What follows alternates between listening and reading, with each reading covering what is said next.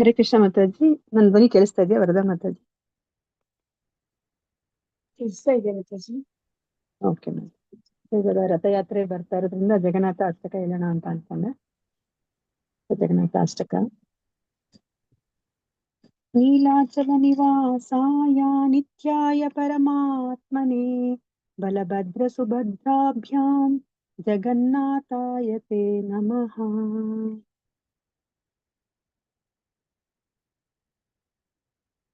ಕದಾಚಿತ್ ಕಾಳಿಂದಿ ತಟ ವಿಪಿನ ಸಂಗೀತ ಕರವೋ ಮುದಾಭಿರಿ ನಾರಿ ವದನ ಕಮಲ ಸ್ವಾದ ಮಧುಪಹ रमा शंभु ब्रह्मा मारापति गणेशार्चित पादो जगन्नाथ स्वामी नयन पथगामी भावतु मे जगन्नाथ स्वामी नयन पथगामी भावतु मे भुजे सव्ये वेणुं शिरसि शिखि पिञ्चं कटितटे दुकूलं नेत्रान्ते सहचर कटाक्षं विदधते सदा श्रीमद्वृन्दावना वसति लीला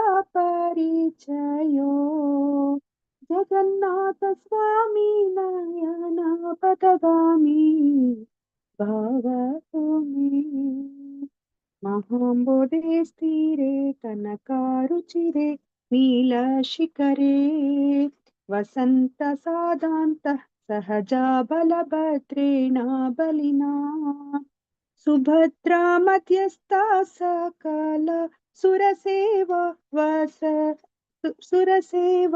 वसरदो जगन्नाथ स्वामी नयन पथगामी भावतु मे जगन्नाथ स्वामी नयन पथगामी भावतु मे कृपा परावारा सजल जलद श्रेणी रुचिरो रमावाणी रामा स्फुरधमल पंकेरुहमुखः सुरेन्द्रैराराध्य श्रुतिगणाशिका गीतचरितो जगन्नाथ स्वामी नयन पथगामी भावतु मे जगन्नाथ स्वामी नयन पथगामी भावतु मे रतारूढो गच्छन् पतिमिलित भूदेव पटलै स्तुति प्रादुर्भावं प्रतिपदं मुपाकर्ण्य सदयः दया सिन्धुर्बन्धु सकला जगता सिन्धु सुतया जगन्नाथ स्वामी नयन पथगामी भावतु मे जगन्नाथ स्वामी नयन पथगामी भावतु मे परब्रह्मा पीडः कुवलयदलोत्फुल्लनयनो निवासी नीलाद्रौ निहिता चरणोऽनन्त शिरसि रसानन्दी राधा सरसा वपुर आलिङ्गना सुको जगन्नाथ स्वामी नयन पथगामी भावतु मे जगन्नाथ स्वामी नयन पथगामी भावतु मे न वैयचे राज्यं न च कनकमाणिक्य विभवम् न याचेऽहं रम्यां सकलजनकाम्यां वरवधूं सदा काले काले प्रमता पतिना गीताचरितो जगन्नाथ स्वामी नयन पथगामी भावतु मे जगन्नाथ स्वामी नयन पथगामी भावतु मे हरत्वं संसारं द्रुततरमसारं न सूरपते हरत्वं पापानां विततिम् अपारां यादवपाते अहो दिने अनाथे तथा चरणो निश्चितमीदम् जगन्नाथ स्वामी नयनापथगामी भवतु मे जगन्नाथ स्वामी नयनापथगामी भवतु मे जगन्नाथाष्टकं पुण्यं यः पठे प्रयतः शुचिः सर्वपापविशुद्धात्मा विष्णुलोकं स गच्छति जगन्नाथ स्वामी नयनापथगामी भवतु मे जगन्नाथ स्वामी नयनापथगामी भवतु मे हरे कृष्णा कृष्णा कृष्णा हरे हरे हरे रामा रामा रामा हरे हरे हरे कृष्णा कृष्णा कृष्णा हरे हरे हरे रामा रामा रामा हरे हरे हरे कृष्णा कृष्णा कृष्णा हरे हरे हरे रामा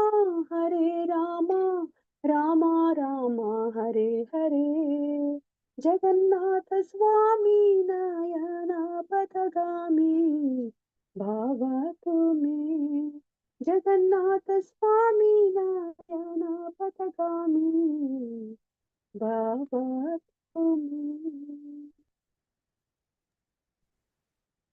ಹರೇ ಕೃಷ್ಣ ಮಾತಾಜಿ. ಹರೇ ಕೃಷ್ಣ ಮಾತಾಜಿ, ಪ್ರಣಾಮ ಮಾತಾಜಿ. ಚೆನ್ನಾಗಿ ಬಂತು ಹಾಡು. ಶಿಲ ಪ್ರಭುಪಾದ್ ಕಿ ಜೈ ಮಾತಾಜಿ. ನನಗೂ ಬರಲ್ಲ ಸಾಂಗು, ಬಟ್ ಟ್ರೈ ಮಾಡಿದೆ ಭಗವಂತನ ಸಂತೋಷಕ್ಕೆ. ರಥಯಾತ್ರೆ ಬರ್ತಾ ಇದೆಯಲ್ಲ, ಸೊ ಇಲ್ಲ ಚೆನ್ನಾಗಿ ಹರೇ ಕೃಷ್ಣ.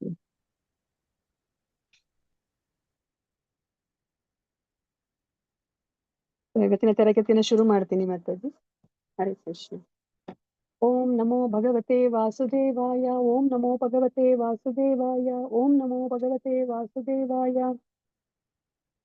ಇಸ್ಕಾನ್ ಮಂಗಳೂರು ಶ್ರೀ ಶ್ರೀ ರಾಧಾ ಗೋವಿಂದ ದೇವಸ್ಥಾನದ ವತಿಯಿಂದ ನಡೆಸಿಕೊಡುತ್ತಿರುವ ಭಾನುವಾರದ ಭಕ್ತಿ ಸದಾಚಾರ ತರಗತಿಗೆ ಎಲ್ಲರಿಗೂ ಸ್ವಾಗತವನ್ನ ಕೋರುತ್ತಾ ಇದ್ದೇನೆ. ಶ್ರೀ ಶ್ರೀ ರಾಧಾ ಗೋವಿಂದ ಅವರ ಚರಣಾರವಿಂದಗಳಲ್ಲಿ ನನ್ನ ನಮಸ್ಕಾರಗಳನ್ನು ಸಲ್ಲಿಸುತ್ತಾ, ಈ ಕೃಷ್ಣ ಪ್ರಜ್ಞೆಯನ್ನು ಪ್ರಪಂಚದಾದ್ಯಂತ ಹರಡಿರುವ ಇಸ್ಕಾನ್ ಸಂಸ್ಥೆಯ ಸಂಸ್ಥಾಪಕ ಆಚಾರ್ಯರಾದ ಎಸಿ ಭಕ್ತಿ ವೇದಾಂತ ಸ್ವಾಮಿ ಶ್ರೀಲ ಪ್ರಭುಪಾದ್ ಅವರಿಗೂ ನನ್ನ ನಮನಗಳನ್ನು ಸಲ್ಲಿಸುತ್ತಾ, ಈ ಸಂಸ್ಥೆಯ ಮುಖ್ಯಸ್ಥರು ಮತ್ತು ನನ್ನ ಗುರುಗಳಾದ ಪೂಜ್ಯ ನಾಮನಿಷ್ಠ ಪ್ರಭುಜಿಯವರಿಗೂ ನನ್ನ ನಮಸ್ಕಾರಗಳನ್ನು ಸಲ್ಲಿಸುತ್ತಾ, ಗುರು ಪ್ರಣಾಮದೊಂದಿಗೆ ನಾನು ಇವತ್ತಿನ ತರಗತಿಯನ್ನು ಶುರು ಮಾಡುತ್ತಾ ಇದ್ದೇನೆ. ಓಂ ಅಜ್ಞಾನತಿಮಿರಾಂಧಸ್ಯ ಜ್ಞಾನಾಂಜನಶಲಾಕಯಾ ಚಕ್ಷುರುನ್ಮೀಲಿತಂ ಯೇನ ತಸ್ಮೈ ಶ್ರೀ ಗುರವೇ ನಮಃ. ಶ್ರೀ ಚೈತನ್ಯ ಮನೋಭೀಷ್ಟಂ ಸ್ಥಾಪಿತಂ ಯೇನ ಭೂತಲೆ ಸ್ವಯಂ ರೂಪಃ ಕದಾ ಮಹ್ಯಂ ದದಾತಿ ಸ್ವಪದಾಂತಿಕಂ. ವಂದೇಹಂ ಶ್ರೀ ಗುರೋಃ ಶ್ರೀಯುತಪದಕಮಲಂ ಶ್ರೀ ಗುರೂನ್ ವೈಷ್ಣವಾಂಶ್ಚ ಶ್ರೀರೂಪಂ ಸಾಗ್ರಜಾತಂ ಸಹಗಣ ರಘುನಾಥಾನ್ವಿತಂ ತಂ ಸಜೀವಂ ಸಾದ್ವೈತಂ ಸಾವಧೂತಂ ಪರಿಜನಸಹಿತಂ ಕೃಷ್ಣ ಚೈತನ್ಯ ದೇವಂ ಶ್ರೀ ರಾಧಾ ಕೃಷ್ಣ ಪಾದಾನ್ ಸಹಗಣ ಲಲಿತಾ ಶ್ರೀ ವಿಶಾಖಾನ್ವಿತಾಂಶ್ಚ.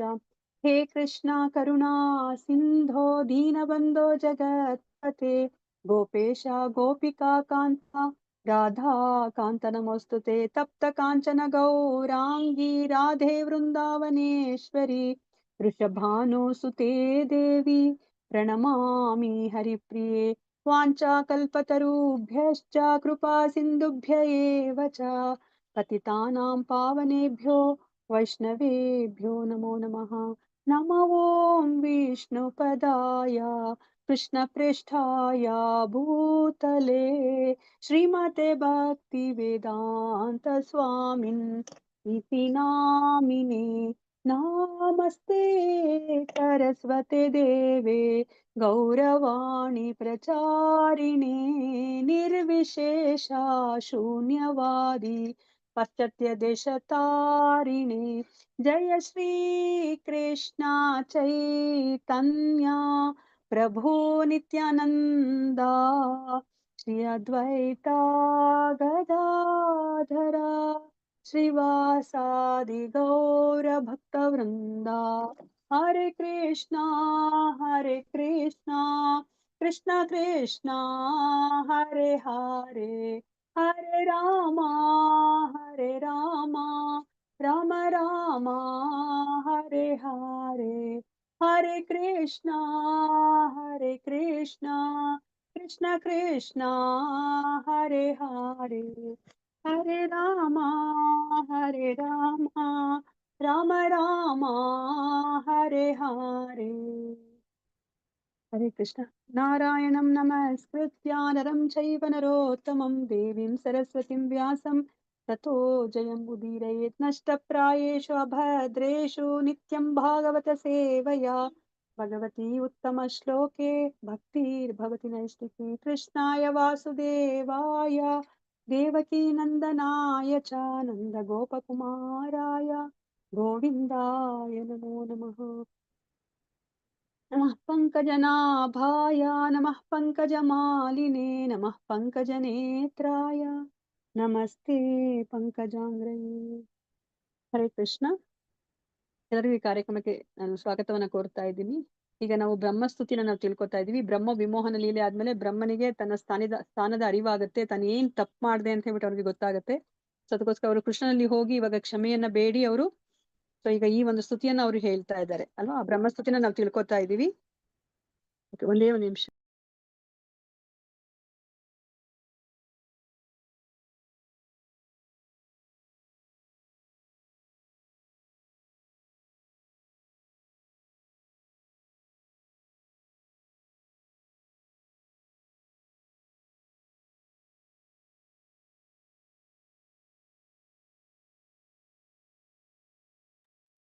ಹರೇ ಕೃಷ್ಣ. ಸೊ ನಾವ್ ಇಲ್ಲಿ ತನಕ ನಾವೇನನ್ನ ತಿಳ್ಕೊಂಡಿದೀವಿ ಅಂತ ಹೇಳ್ಬಿಟ್ಟು ಯಾರಿಗಾದ್ರೂ ಯಾವ್ದಾದ್ರು ಮನ್ಸಲ್ಲಿ ಉಳ್ದಿರೋದು, ಈಗ 17 ಪ್ರಾರ್ಥನೆಗಳನ್ನ ಮಾಡಿದ್ದಾರೆ, ಅಲ್ಲಿ ತನಕ ಯಾರಿಗಾದ್ರೂ ಮನ್ಸಲ್ಲಿ ಬ್ರಹ್ಮ ಈ ತರ ಹೇಳಿದ್ ನನಗೆ ಮನ್ಸಲ್ಲಿ ಉಳ್ದಿದೆ ಅಂತ ಹೇಳ್ಬಿಟ್ಟು ಏನಾದ್ರು ಹೇಳ್ತೀರಾ, share ಮಾಡ್ಕೋತೀರಾ? Hare Krishna.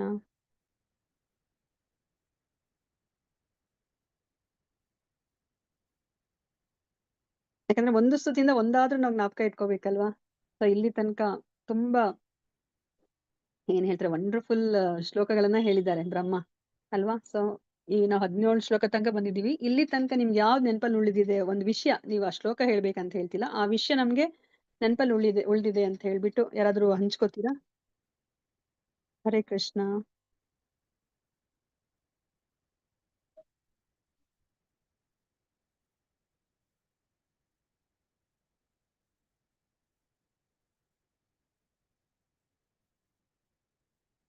Okay, so ನಾನೇ ಒಂದು ಪ್ರಶ್ನೆ ಕೇಳ್ತೀನಿ ನಿಮ್ಗೆ. ಸೊ ಇವಾಗ ನಾವೇನಾದ್ರೂ ತಪ್ಪು ಮಾಡಿದ್ರೆ, ಸೊ ಅದನ್ನ ಅಕಸ್ಮಾತ್ ತಪ್ಪು ಮಾಡ್ಬಿಡ್ತೀವಿ, ಇವಾಗ ಭಗವಂತನಲ್ಲಿ ಹೋಗಿ ನಾವು ಹೇಗೆ ನಾವು ವಿನಂತಿಯನ್ನ ಮಾಡ್ಕೋಬಹುದು, ನನ್ನ ತಪ್ಪನ್ನ ಕ್ಷಮಿಸು ಅಂತ ಹೇಳ್ಬಿಟ್ಟು. ಅದಕ್ಕೆ ಯಾವ ತರ ಬ್ರಹ್ಮ ಅವರ ತಪ್ಪನ್ನ ಕ್ಷಮಿಸ್ಲಿಕ್ಕೆ ಅವರು ಒಂದು ಉಪಮೇಯವನ್ನ ಕೊಡ್ತಾರೆ, ಒಂದು ಸಾಮ್ಯತೆಯನ್ನ ಕೊಡ್ತಾರೆ, ಅದೇನಾದ್ರೂ ಜ್ಞಾಪಕ ಇದೆಯಾ? ಹರೇ ಕೃಷ್ಣ.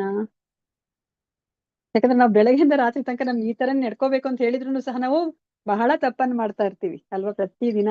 ಆಕ್ಚುಲಿ ರಾತ್ರಿ ಮಲ್ಕೊಳಕ್ಕಿಂತ ಮುಂಚೆ ನಾವು ಏನೆಲ್ಲ ಅವತ್ತಿನ ದಿವಸ ಹೇಗೆ ನಾವು ಯಾವ ಒಂದು ಪ್ರಜ್ಞೆಯಲ್ಲಿ ನಾವು ಈ ಒಂದು ದಿನವನ್ನ ಕಳೆದ್ವಿ ಅಂತ ಹೇಳ್ಬಿಟ್ಟು ನಾವು ಅದನ್ನ ಯೋಚನೆ ಮಾಡ್ತಾ ನಾವೇನಾದ್ರೂ ತಪ್ಪು ಮಾಡಿದ್ರೆ ಭಗವಂತನಿಗೆ ಕ್ಷಮೆಯನ್ನ ಕೇಳಿ ನಾವು ಮಲ್ಕೋಬೇಕು ಅಲ್ವಾ. ಆದ್ರೆ ನಾವು ಅಷ್ಟೆಲ್ಲ ಮಾಡ್ತಾ ಇಲ್ಲ. ಬಟ್ ಇಲ್ಲಿ ಬ್ರಹ್ಮ ನಮ್ಗೆ ಹೇಳ್ತಾ ಇದ್ರೆ ಹೇಗೆ ನಾವು ಆ ಒಂದು ತಪ್ಪು ಮಾಡಿದ್ರೆ ನಾವು ಭಗವಂತನಲ್ಲಿ ವಿನಂತಿಯನ್ನ ಮಾಡ್ಕೋಬೇಕು ಅಂತ.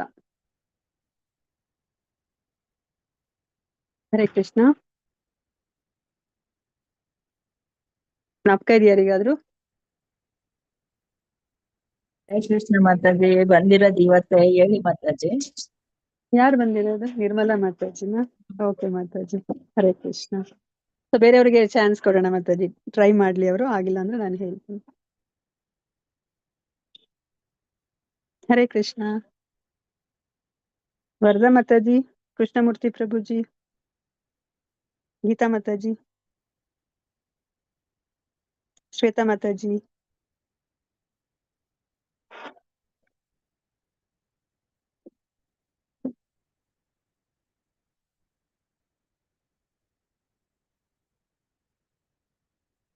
ಹರೇ ಕೃಷ್ಣ. ನನ್ನ ಧ್ವನಿ ಕೇಳಿಸ್ತಾ ಇದೆಯಾ ಮಾತಾಜಿ?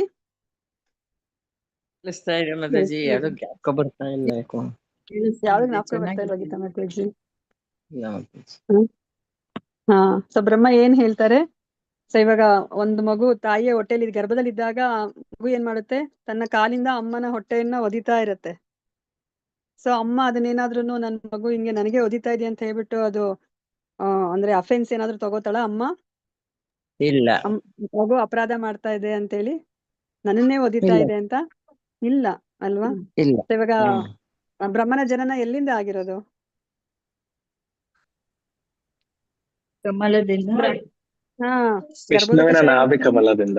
ನಾಭಿ ಕಮಲದಿಂದಾನೇ ಹುಟ್ಟಿದಾನೆ ಅಲ್ವಾ? ಸೊ ಅದಕ್ಕೋಸ್ಕರ ಅವ್ರು ಕೇಳ್ಕೊತಾ ಇದ್ದಾರೆ ಅಲ್ವಾ? ಇವಾಗ ಒಬ್ಬ ತಾಯಿ ಹೇಗೆ ತನ್ನ ಗರ್ಭದಲ್ಲಿರುವ ಮಗು ಅದು ತನ್ನ ಕಾಲಿಂದ ಅಮ್ಮನ ಹೊಟ್ಟೆನ ಒದ್ರುನು ಅಮ್ಮ ಯಾವುದೇ ಒಂದು ತಪ್ಪು ಮಾಡಿದೆ ಮಗು ಅಂತ ಹೇಳ್ಬಿಟ್ಟು ಭಾವಿಸೋದಿಲ್ಲ. ಅದೇ ತರ ನೀನು ನನ್ನ ತಪ್ಪನ್ನ ಕ್ಷಮಿಸು ಅಂತ ಕೇಳ್ಕೊತಾ ಇದ್ದಾರೆ ಬ್ರಹ್ಮ ಅಲ್ವಾ? ಅಷ್ಟು ಚೆನ್ನಾಗಿರೋ ಸಾಮ್ಯತೆಯನ್ನ ಅವರು ಕೊಡ್ತಾ ಇದ್ದಾರೆ. ಸೊ ಹಂಗ್ ನೋಡ್ಕೊಂಡ್ರೆ ಇವಾಗ ನಾವೆಲ್ಲನೂ ಸಹ ಭಗವಂತನ ಮಕ್ಕಳೇ ಅಲ್ವಾ? Part and parcel of lord. ನಾವು ವಿಭಿನ್ನ ಅಂಶಗಳು. ಸೊ ನಾವೂನು ಸಹ ತಪ್ಪು ಮಾಡ್ಕೂಡ್ದು, ಬಟ್ ಅದು ಮನುಷ್ಯನ ಸಹಜ ಗುಣ ಅಲ್ವಾ? ನಾವು 4 ದೋಷಗಳಿಂದ ನಾವು ಹುಟ್ಟಿದೀವಿ ಅಲ್ವಾ? 4 ದೋಷಗಳು ಯಾವುದು?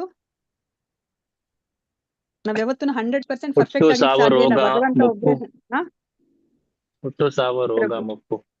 ಅದು ತಾಪತ್ರಯಗಳು, 4 ತಾಪತ್ರಯಗಳು. ನಾವು ದೋಷದಿಂದ ಹುಟ್ಟಿದೀವಿ. ತಪ್ಪು ಮಾಡೋದು, ತಪ್ಪು ಮಾಡೋದು, ಆಮೇಲೆ ನಮ್ಮ ಹಿಂದೆ ಅಪರಿಪೂರ್ಣ ಇದೆ, ನಮ್ಮ ಇಂದ್ರಿಯಗಳು ಮೋಸ ಅಪರಿಪೂರ್ಣ, ಮೋಸ ಮಾಡುವ ಮಾಡೋದು, ಒಂದು ಸಹಜ ಸ್ವಭಾವ ಇದೆ.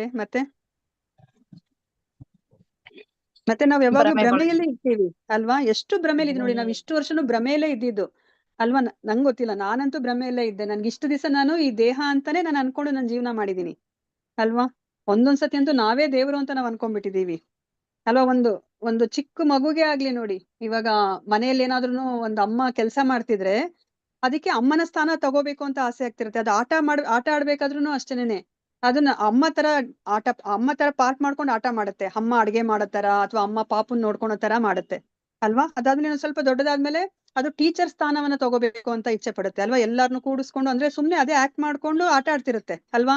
ನೀನ್ ಎದ್ದೋಳು, ನೀನ್ ಇದೇಳು, ಈ ಶ್ಲೋಕ ಹೇಳು, ಅಥವಾ ಯಾವ್ದೋ ಒಂದು ವರ್ಸ್ ಹೇಳು, ರೈಮ್ ಹೇಳು, ABCD ಹೇಳು, 1 2 3 ಹೇಳು ಅಂತ ಹೇಳ್ಬಿಟ್ಟು ಆಟ ಆಡ್ತಿರುತ್ತೆ. ಅಂದ್ರೆ ನೋಡಿ, ನಮ್ಮ ಮನಸ್ಥಿತಿನೇ ಆ ತರ ಇದೆ ಅಲ್ವಾ? ನಾವು ಆ ಒಂದು ಸ್ಥಾನವನ್ನ, ಅದು ಯಾರು ಒಡೆಯ ಇರ್ತಾರೋ ಅವ್ರ ಸ್ಥಾನವನ್ನ ನಾವು ತಗೋಬೇಕು ಅಂತ ಹೇಳ್ಬಿಟ್ಟು ನಾವ್ ಯಾವಾಗ್ಲೂ ಇಚ್ಛೆ ಪಡ್ತಿರ್ತೀವಿ ನೋಡಿ. ಆ ಚಿಕ್ಕ ಮಗುಗೆ ಯಾರು ಹೇಳ್ಕೊಟ್ಟಿಲ್ಲ ಅಲ್ವಾ? ಅಂದ್ರೆ ನಾವು ಯಾವಾಗ್ಲೂ ಆ ಒಂದು ಭ್ರಮೆಯಲ್ಲಿ ನಾವು ಬದುಕ್ತಾ ಇದೀವಿ. ನಾನು ಈ ದೇಹ ಅಲ್ಲ, ದೇಹ ಅಲ್ಲ, ಆತ್ಮ ಅಲ್ವಾ? ಆದ್ರೆ ನಾವು ದೇಹದಿಂದಲೇ ನಾವು ಗುರುತಿಸ್ಕೊಂಡು ಇಷ್ಟು ವರ್ಷ ನಾವು ಬದುಕಿದ್ವಿ ಅಲ್ವಾ? ಸೊ ನಾವು ಒಂದು ಹಗ್ಗವನ್ನ ನೋಡ್ಬಿಟ್ಟು ಹಾವು ಅನ್ನೋ ಒಂದು ಭ್ರಮೆಯಲ್ಲಿ ನಾವು ಬದುಕ್ತಿವಿ.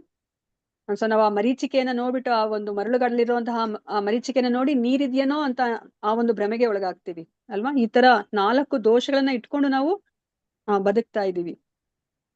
ಸೊ ಆ ತರ ಇದ್ದಾಗ ನಾವು ತಪ್ಪು ಮಾಡೋದಂತೂ ಸಹಜ ಅಲ್ವಾ? ಆದ್ರೆ ನಾವು ಭಗವಂತನಲ್ಲಿ ನಾವು ವಿನಂತಿಯನ್ನ ನಾವು ಮಾಡ್ಕೋಬೇಕು, ನನ್ನ ತಪ್ಪುಗಳನ್ನ ನೀನು ಕ್ಷಮಿಸು ಅಂತ. ನಮ್ಗೆ ಹೇಗ್ ಕೇಳ್ಕೊಬೇಕಂದ್ರೆ ನಮ್ಗೆ ಗೊತ್ತಿಲ್ಲ ಅಲ್ವಾ? ಭಗವದ್ಗೀತೆಯಲ್ಲಿ ಅರ್ಜುನ ಕೇಳ್ಕೊತಾರೆ ಅಲ್ವಾ? ಅರ್ಜುನನು ಸಹ ನನ್ನ ತಪ್ಪುಗಳನ್ನ ನೀನು ಕ್ಷಮಿಸು. ಅವರೇ ಕೇಳ್ಕೊತಾರೆ. ಅರ್ಜುನ ಯಾವ ತರ ಕೇಳ್ಕೊತಾರೆ, ಯಾರಿಗಾದ್ರೂ ಜ್ಞಾಪಕ ಇದೆಯಾ? ಭಗವದ್ಗೀತೆಯಲ್ಲಿ 11ನೇ ಅಧ್ಯಾಯದಲ್ಲಿ ಕೇಳ್ಕೊತಾರೆ, ನನ್ನ ತಪ್ಪುಗಳನ್ನ ಕ್ಷಮಿಸು ಅಂತ.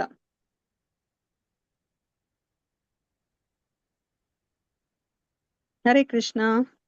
ಎಲ್ಲರೂ ಬ್ಯುಸಿ ಆಗಿದ್ದೀರಾ ಇವತ್ತು? ಮತ್ತೆ ನಾನ್ ತಿಳಿದೋದಿಲ್ಲ, ಇಲ್ಲ ನಿನ್ನ ಮಾತಾಡಿ. ಎಲ್ಲದಲ್ಲಿ ಅಂದ ಸ್ನೇಹಿತನಾಗಿ ನಾನು ಕೇಳ್ತಾ ಇದ್ದ, ಬೈತಾ ಇದ್ದ, ನನ್ ತಪ್ಪು ಕ್ಷಮಿಸು ಅಂತ ಕೇಳ್ತಾ ಇದ್ದ. ಹಾ ಹೌದು, ಅವ್ರ ಸ್ನೇಹಿತನಾಗಿ ಅವ್ರನ್ನ, ಕೃಷ್ಣನನ್ನ ಏಕವಚನದಲ್ಲಿ ಮಾತಾಡಿಸ್ತಾರೆ ಅಲ್ವಾ? ಬಾರೋ ಹೋಗೋ ಅಂತ ಹೇಳ್ತಾರೆ, ಒಂದೇ ತಟ್ಟೆಲಿ ಊಟ ಮಾಡ್ತಾರೆ, ಒಂದೇ ಹಾಸಿಗೆಯಲ್ಲಿ ಮಲ್ಕೋತಾರೆ ಅಲ್ವಾ? ಮತ್ತೆ ಕಿಚಾಯಿಸ್ತಾ ಇರ್ತಾರೆ ಅಲ್ವಾ ಕೃಷ್ಣನನ್ನ ಅಲ್ವಾ? ಇದೆಲ್ಲ ಅವರು ಅದು ವಿಶ್ವರೂಪವನ್ನು ನೋಡಿದ್ಮೇಲೆ ಇಷ್ಟು ಅಗಾಧ ಶಕ್ತಿಯನ್ನು ನೋಡಿ ಅವ್ರಿಗೆ ಏನ್ ಅನ್ಸುತ್ತೆ, ಅಯ್ಯೋ ನಾನು ಕೃಷ್ಣನನ್ನ ಎಷ್ಟು ಕಡಿಮೆ ಅಂದಾಜ್ ಮಾಡಿ ಅವನನ್ನ ನಾನು ಅಂದ್ರೆ ಎಷ್ಟು ಸಾಮಾನ್ಯನಾಗಿ ನಾನು ಅವನ ಜೊತೆ ವ್ಯವಹರಿಸ್ಬಿಟ್ನಲ್ವಾ, ನನ್ನ ಅಪರಾಧಗಳನ್ನೆಲ್ಲ ಕ್ಷಮಿಸು ಅಂತ ಕೇಳ್ಕೊತಾರೆ ಅರ್ಜುನ ಅಲ್ವಾ ಮಾತಾಜಿ? ಸೊ ಅವಾಗ ಯಾವ ರೀತಿ ಕೇಳ್ಕೊತಾರೆ ಅವರು?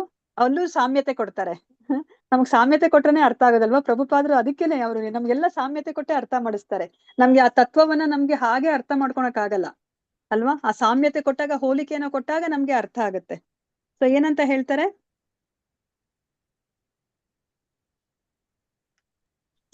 ಇವಾಗ ನಿಮ್ಮ ಮಗ, ಇವಾಗ ಪಕ್ಕದ ಮನೆ ಮಗು ಏನಾದ್ರು ಅಪರಾಧ ಮಾಡಿದ್ರೆ ನೀವು ಕ್ಷಮಿಸ್ತೀರಾ ಈಸಿಯಾಗಿ? ಇಲ್ಲ ಮಾತಾಜಿ, ನಿಮ್ಮ ಮಗುನೇ ತಪ್ಪು ಮಾಡಿದ್ರೆ ಕ್ಷಮಿಸ್ತೀವಿ. ಒಬ್ಬ ಪ್ರಿಯಕರ ಏನಾದ್ರೂ, ಪ್ರೇಯಸಿ ಏನಾದ್ರು ತಪ್ಪು ಮಾಡಿದ್ರೆ ಅವನು ಕ್ಷಮಿಸ್ತಾನ ಅಥವಾ ಏನ್ ಮಾಡ್ತಾನೆ? ಸಾಧಿಸ್ಕೊಂಡು ಹೋಗ್ತಾನ? ಕ್ಷಮಿಸ್ತಾನೆ ಅಲ್ವಾ? ಮತ್ತೆ ಶಿಷ್ಯರಂತೂ ತಪ್ಪು ಮಾಡ್ತಾನೆ ಇರ್ತಾನೆ, ಗುರು ಕ್ಷಮಿಸ್ತಾನ ಇಲ್ವಾ? ಕ್ಷಮಿಸ್ತಾರೆ. ಅದೇ ತರನೇ ಅವ್ರು ಹೋಲಿಕೆಯನ್ನ ಕೊಡ್ತಾರೆ. ಹೇಗೆ ಪ್ರಿಯಕರ ಪ್ರೇಯಸಿಯನ್ನ ಕ್ಷಮಿಸೋ ತರ, ತಂದೆ ಮಗನನ್ನ ಕ್ಷಮಿಸೋ ತರ ಗುರು ಶಿಷ್ಯನನ್ನ ಕ್ಷಮಿಸೋ ತರ ನೀನ್ ನನ್ನ ಒಂದು ಅಪರಾಧವನ್ನ ಕ್ಷಮಿಸು ಕೃಷ್ಣ ಅಂತ ಕೇಳ್ಕೊತಾರ ಅವರು. ಓಕೆ, ಅದೇ ತರ ನೋಡಿ ಇಲ್ಲಿ ಎಷ್ಟು ಚೆನ್ನಾಗಿರೋ ಸಾಮ್ಯತೆ ಕೊಡ್ತಾ ಇದ್ದಾರೆ. ಒಂದು ಮಗು ಹೇಗೆ ತಪ್ಪು ಮಾಡುತ್ತೆ, ಅದಕ್ಕೆ ಗೊತ್ತೇ ಇಲ್ಲ, ಅರಿವೇ ಇಲ್ದಲೆ ತಪ್ಪು ಮಾಡುತ್ತೆ. ಇವಾಗ ಬ್ರಹ್ಮ ಏನ್ ತಪ್ಪು ಮಾಡಿದ್ರು? ಈ ಬ್ರಹ್ಮ ವಿಮೋಹನ ಲೀಲೆಯಲ್ಲಿ ಏನ್ ತಪ್ಪು ಮಾಡ್ತಾರೆ? ಅವ್ರೇನು ಭಗವಂತನನ್ನೇ ಪರೀಕ್ಷೆ ಮಾಡ್ಲಿಕ್ಕೆ ಹೋಗ್ತಾರೆ ಅಲ್ವಾ? ಅಂದ್ರೆ ಇದೇನಿದು, ಈ ಚಿಕ್ಕ ಬಾಲಕನಾಗಿದ್ದಾರೆ, ನೋಡಿದ್ರೆ ಎಂಜಲ್ ತಿನ್ಕೊಂಡು ಆಟ ಆಡ್ಕೊಂಡಿದ್ದಾರೆ. ಇಲ್ಲಿ ಹಸು ಕರುಗಳನ್ನ ಮೇಯಿಸ್ಕೊಂಡು ಒಬ್ಬ ಗೋಪ ಬಾಲಕನಾಗಿದ್ದಾನೆ. ಇವನನ್ನ ದೇವೋತ್ತಮ ಪರಮ ಪುರುಷ ಅಂತ ಅವ್ರಿಗೆ ಒಂದು ಕ್ಷಣ ಅವರು ವಿಚಲಿತಗೊಳ್ತಾರೆ. ಅದಕ್ಕೆ ಪರೀಕ್ಷೆ ಮಾಡ್ಲಿಕ್ಕೆ ಹೋಗ್ತಾರೆ, ಭಗವಂತನನ್ನೇ ಪರೀಕ್ಷೆ ಮಾಡ್ಲಿಕ್ಕೆ ಹೋಗ್ತಾರೆ ಅಲ್ವಾ? ಅವ್ರ ಆ ಕ್ಷಣ ಏನಾಗುತ್ತೆ ಅವ್ರಿಗೆ, ಅವರು ವಿಮೋಹನಕ್ಕೆ ಒಳಗಾಗ್ತಾರೆ. ಅವ್ರು ತಾನೇ ಒಡೆಯ, ತಾನೇ ಸ್ವತಂತ್ರ, ಸರ್ವತಂತ್ರ ಸ್ವತಂತ್ರ ಅಂತ ಅನ್ಕೋತಾರೆ ಅಲ್ವಾ? ನಾನೇ ಎಲ್ಲವನ್ನ ಸೃಷ್ಟಿ ಮಾಡ್ತಾ ಇದೀನಿ, ಸೃಷ್ಟಿಕರ್ತ ಅಂತ ಅನ್ಕೋತಾರೆ. ಆದ್ರೆ ಆ ಭಗವಂತನ ಕರುಣೆ ಇಲ್ದಲೆ ಬ್ರಹ್ಮ ಏನನ್ನೂ ಸೃಷ್ಟಿ ಮಾಡ್ಲಿಕ್ಕೆ ಆಗೋದಿಲ್ಲ ಅಲ್ವಾ? ಆ ಒಂದು ಕ್ಷಣ ಅವರು ವಿಮೋಹನೆಗೆ, ಇಲ್ಯೂಷನ್ ಅಲ್ವಾ, ಭ್ರಮೆಗೆ ಒಳಗಾಗಿದ್ದಕ್ಕೆ ಈ ಒಂದು ಬ್ರಹ್ಮ ವಿಮೋಹನ ಲೀಲೆನೇ ನಡೆದೋಗುತ್ತೆ ಅಲ್ವಾ? ಆಗ ಬ್ರಹ್ಮನಿಗೆ ನಾಚಿಕೆ ಆಗುತ್ತೆ, ಅಯ್ಯೋ ಎಂತ ತಪ್ಪು ಮಾಡಿದೆ ನಾನು, ದೇವೋತ್ತಮ ಪರಮ ಪುರುಷನ ನಾನು ಏನು ಪರೀಕ್ಷೆ ಮಾಡ್ಲಿಕ್ಕೆ ಹೊರಟ್ನಲ್ಲ ಅಲ್ವಾ? ಅವರ ಮುಂದೆ ನಾನು ಎಷ್ಟು ಒಂದು ಚಿಕ್ಕ ಕಿಡಿ ತರ ಅಷ್ಟೇನೆ ಅಲ್ವಾ? ಭಗವಂತನ ಅನುಗ್ರಹ ಇಲ್ದಲಿದ್ರೆ ನಾನು ಈ ಸೃಷ್ಟಿ ಕೆಲಸ ಅಂತ ನಾನು ಏನ್ ಮಾಡ್ತಾ ಇದೀನಿ ಅದನ್ನ ನಾನು ಮಾಡ್ಲಿಕ್ಕೆ ಸಾಧ್ಯ ಇಲ್ಲ ಅಲ್ವಾ? ಅವನ ಅನುಗ್ರಹದಿಂದಲೇ ನಾನು ಮಾಡ್ತಾ ಇರೋದು ಅಂತ ಹೇಳ್ಬಿಟ್ಟು ಆಮೇಲೆ ಅವನಿಗೆ ಅರ್ಥ ಆಗುತ್ತೆ ಅಲ್ವಾ? ಸೊ ಶ್ಲೋಕ 18 ಪ್ರಭುಜಿ ಮಾಡಿದ್ದಾರೆ. ಸೊ ಜಸ್ಟ್ ಅದು ಅವರು ಭಾವಾರ್ಥ ಒಂದ್ ಸ್ವಲ್ಪ ಡಿಸ್ಕಷನ್ ಮಾಡಿ ಅಂತ ಹೇಳಿದ್ರು. ಸೊ ಅದಕ್ಕೆ ಅದೊಂದು ಮಾಡ್ತೀನಿ. ಸೊ ಶ್ಲೋಕ 18 ಅದ್ವೈವತ್ಪದ್ರುತೆ ಅಸ್ಯ ಕಿಂ ಮಮನತೆ ಮಾಯಾತ್ವಮಾದರ್ಶಿತಂ ಏಕೋಸಿ ಪ್ರಥಮಂ ತಥೋ ವ್ರಜ ಸುಹೃದ್ವತ್ಸಾಹ ಸಮಸ್ತಾಪಿ ತಾವಂತೋಸಿ ಚತುರ್ಭುಜಾಸ್ತದಖಿಲೈಃ ಸಾಕಂ ಮಯೋಪಾಸಿತಾಸ್ ತಾವಂ ತ್ಯೇವ ಜಗತ್ಯ ಭೂಸ್ತದಮಿತಂ ಬ್ರಹ್ಮಾದ್ವಯಂ ಶಿಷ್ಯತೆ. ಇಲ್ಲೇನನ್ನ ಹೇಳ್ತಾ ಇದ್ರೆ, ಅನುವಾದ ಮತ್ತು ಭಾವಾರ್ಥ ಶಿಲ ಪ್ರಭುಪಾದರಿಂದ ಜಯವಾಗಲಿ. ಸ್ವಯಂ ನೀನು ಮತ್ತು ಈ ಸೃಷ್ಟಿಯಲ್ಲಿರುವ ಪ್ರತಿಯೊಂದು ನಿನ್ನ ಅಗ್ರಾಹ್ಯ ಶಕ್ತಿಯ ಪ್ರಕಟಿತ ರೂಪಗಳೆಂಬುದನ್ನು ನನಗೆ ತೋರಲಿಲ್ಲವೇ? ಮೊದಲು ನೀನೊಬ್ಬನೇ ಕಾಣಿಸಿಕೊಂಡೆ, ಅನಂತರ ವೃಂದಾವನದ ಸಕಲ ಕರುಗಳು ಮತ್ತು ನಿನ್ನ ಮಿತ್ರರಾದ ಗೋಪಾಲಕ ಬಾಲಕರಾಗಿ ನಿನ್ನನ್ನೇ ನೀನು ವ್ಯಕ್ತಪಡಿಸಿಕೊಂಡೆ. ಅನಂತರ ನಾನೂ ಸೇರಿದಂತೆ ಸಕಲ ಜೀವಿಗಳಿಂದ ಪೂಜಿಸಲ್ಪಡುವ ಚತುರ್ಭುಜ ವಿಷ್ಣು ರೂಪನಾಗಿ ಸಮಸಂಖ್ಯೆಯಲ್ಲಿ ತೋರಿದೆ. ಅನಂತರದಲ್ಲಿ ನೀನು ಅಷ್ಟೇ ಸಂಖ್ಯೆಯ ಸಂಪೂರ್ಣ ಬ್ರಹ್ಮಾಂಡಗಳಾಗಿ ಕಾಣಿಸಿಕೊಂಡೆ. ಅಂತಿಮವಾಗಿ ನೀನೀಗ ನಿನ್ನ ಅದ್ವಿತೀಯ ಪರಮ ಪರಾತ್ಪರ ಸತ್ಯದ ಅನಂತ ರೂಪಕ್ಕೆ ಹಿಂತಿರುಗಿರುವೆ ಅಂತ ಹೇಳ್ತಾ ಇದಾರೆ. ಇಲ್ಲಿ ಏನನ್ನ ಹೇಳ್ತಾ ಇದಾರೆ, ಯಾರಿಗಾದ್ರೂ ಅರ್ಥ ಆಯ್ತಾ? ಹರೇ ಕೃಷ್ಣ. ಈ ಅನುವಾದ ಅರ್ಥ ಆಯ್ತಾ?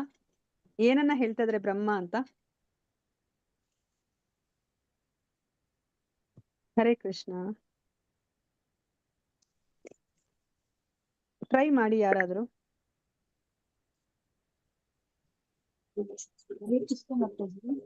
ಹರೇ ಕೃಷ್ಣ. ಎರಡು ಭಗವಂತನ ಎರಡು ಭುಜದಲ್ಲಿ ಕಾಣಿಸ್ಕೊಂಡ ಫಸ್ಟ್, ಅಂದ್ರೆ ನಂತರ 4 ರೂಪ, ವಿಷ್ಣುವಿನ ರೂಪ, ಚತುರ್ಭುಜ ರೂಪನಾಗಿ ಕಾಣಿಸ್ಕೊಂಡ ಅಂತ ಭಗವಂತ ವಿಷ್ಣು ನಮ್ಮನ್ನು ಇದು ರೂಪದ ಬಗ್ಗೆ ಅಂದ್ರೆ ಅವತಾರದ ಬಗ್ಗೆ ಹೇಳ್ತಾ ಇದ್ದಾನೆ, ಅಂದ್ರೆ ವರ್ಣನೆಯನ್ನು ಮಾಡ್ತಾ ಇದ್ದಾನೆ.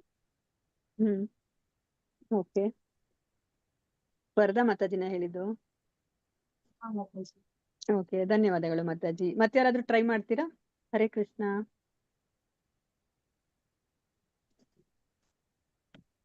ಬೋಧಿಕ ಶಾಲೆಯ ಹರೇ ಕೃಷ್ಣ ಮಾತಾಜಿ. ಇದ್ರ ಬಗ್ಗೆ ಹೇಳ್ತಾ ಇದ್ದಾರೆ. ಹರೇ ಕೃಷ್ಣ, ಹೇಳಿ ಪ್ರಭುಜಿ. ಮಾತಾಜಿ, ಅದೇ ಭಗವಂತ ಈ ತರ ಎಲ್ಲಾ ಎಕ್ಸ್ಪ್ಯಾನ್ಷನ್ ಗಳನ್ನ ಮಾಡ್ಕೊಂಡ್ರು, ವಿಸ್ತರಣೆಗಳನ್ನ ಮಾಡ್ಕೊಂಡ್ರು, ಆತರ ತೋರಿಸ್ಕೊಂಡ್ರು, ಅವನಿಗೆ ಭೌತಿಕದಲ್ಲಿ ಯಾವುದು ಸಹ, ಯಾವ ರಜೋಗುಣ ತಮಸ್ಸು ಗುಣ ಯಾವ್ದಕ್ಕೂ ಸಹ ಅವನು ಅತೀತನಾಗಿರ್ತಾನೆ. ಯಾವ್ದು ಕೂಡ ಅವನಿಗೆ ತಟ್ಟೋದಿಲ್ಲ, ಅಂಟೋದಿಲ್ಲ. ಓಕೆ ದರ್ಶನ್ ಪ್ರಭುಜಿ, ಧನ್ಯವಾದಗಳು ಪ್ರಭುಜಿ. ಮತ್ತೆ ಯಾರಾದ್ರೂ ಹೇಳ್ತೀರಾ? ಇನ್ನೊಬ್ರು ಯಾರಾದ್ರೂ ಟ್ರೈ ಮಾಡಿ. ಹರೇ ಕೃಷ್ಣ. ಹರೇ ಕೃಷ್ಣ. ಇದು ಬ್ರಹ್ಮ ವಿಮೋಹನ ಲೀಲೆ ಬಗ್ಗೆ ಎಲ್ಲರಿಗೂ ಗೊತ್ತಿದ್ಯಾ? ದರ್ಶನ್ ಪ್ರಭುಜಿ ಮತ್ತೆ ಯಾರು ಹೊಸದಾಗಿ ಬಂದಿರೋದು?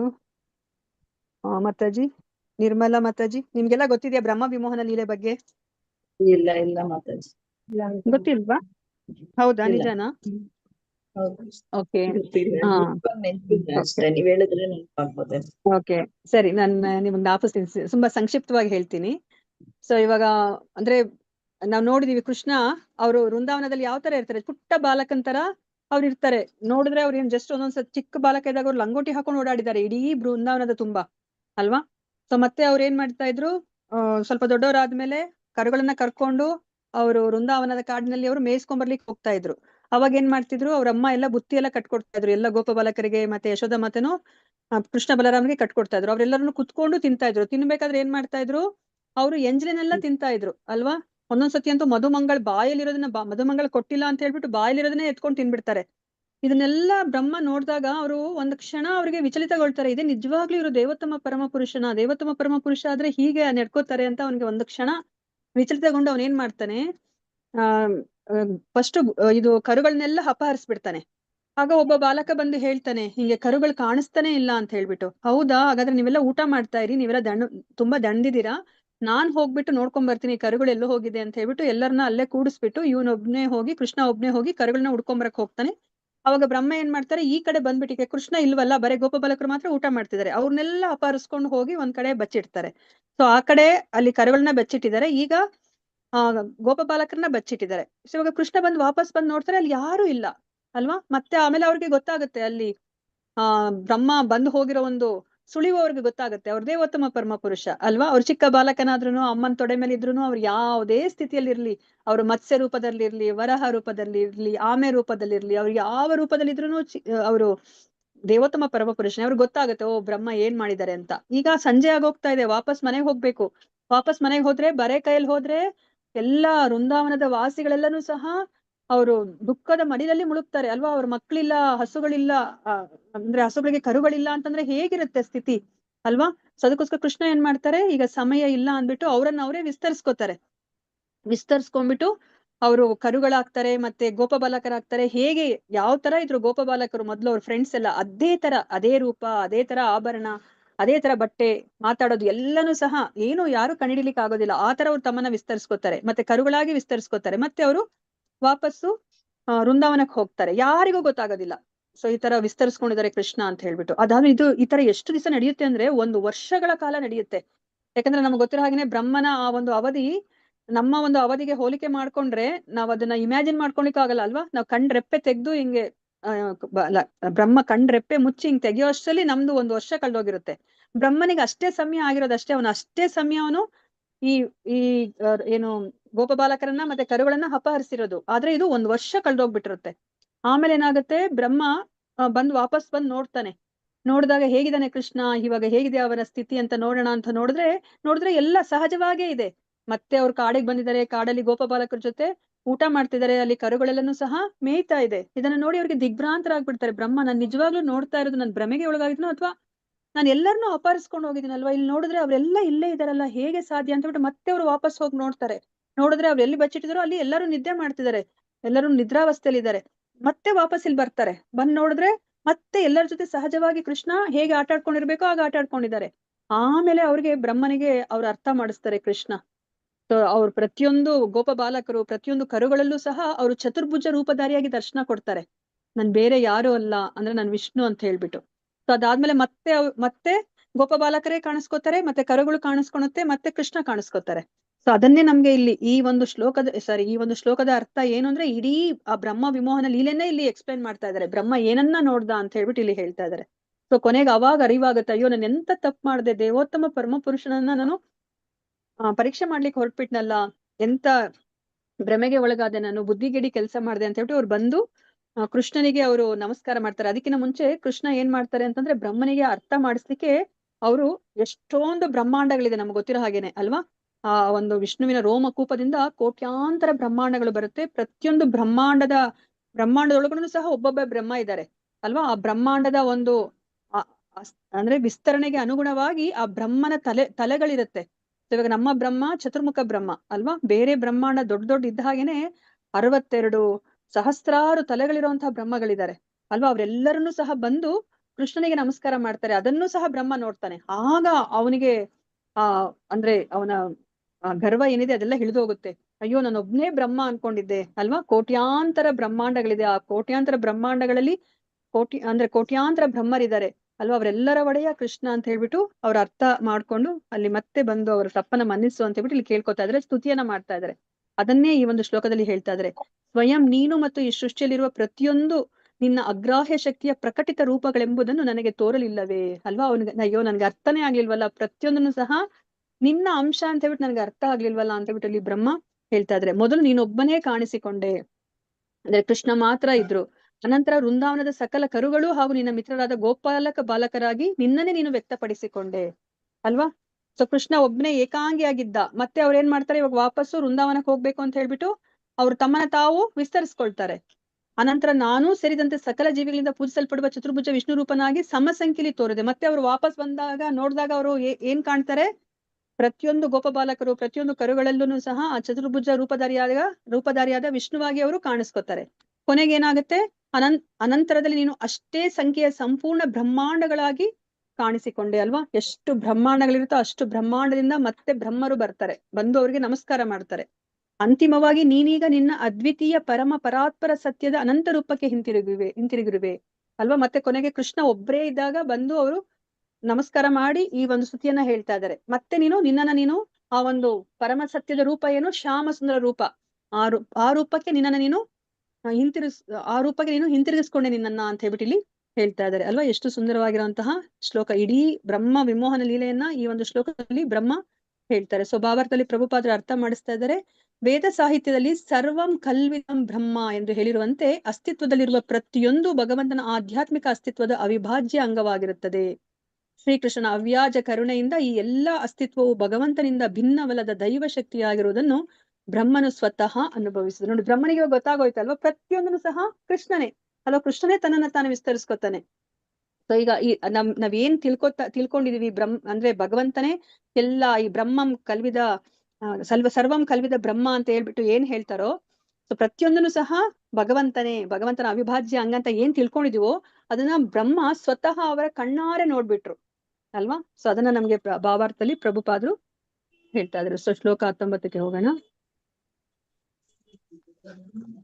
ಅಜಾನತಾಂ ತ್ವತ್ಪದ ಭೀಮನಾತ್ಮ್ಯನ್ ಆತ್ಮಾತ್ಮನಾ ಭಾಸಿ ವಿತತ್ಯ ಮಾಯಾಂ ಸೃಷ್ಟಾ ವಿವಾಹಂ ಜಗತೋ ವಿದಾನ ಇವತ್ವಮೇಶೋ ಅಂತ ಇವ ತ್ರಿನೇತ್ರಃ.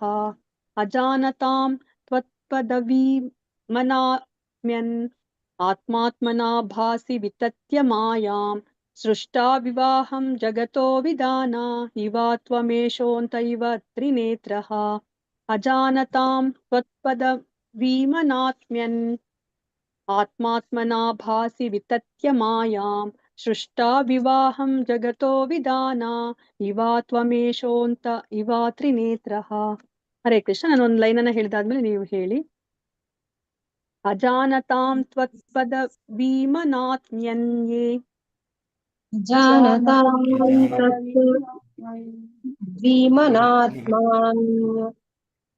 ಆತ್ಮಾತ್ಮನಾ ಭಾಸಿ ವಿತತ್ಯ ಮಾಯಾಂ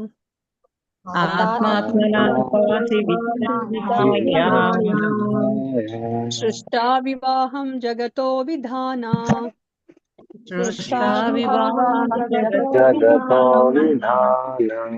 ಇವಾ ತ್ವಮೇಶೋಂತ ಇವ ತ್ರಿನೇತ್ರಃ.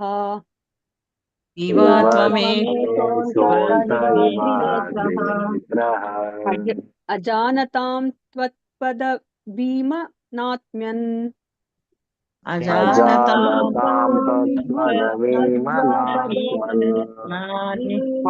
ಆತ್ಮಾತ್ಮನಾ ಭಾಸಿ ವಿತತ್ಯ ಮಾಯಾಂ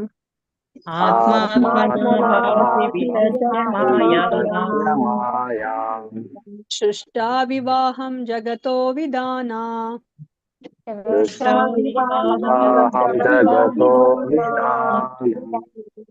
ಇವಾ ತ್ವಮೇಶೋಂತ ಇವಾ ತ್ರಿನೇತ್ರಃ.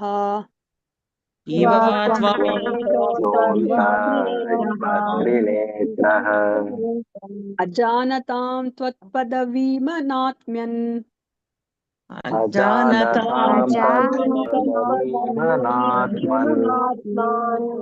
ಆತ್ಮಾತ್ಮನಾ ಭಾಸಿ ವಿತತ್ಯ ಮಾಯಾಂ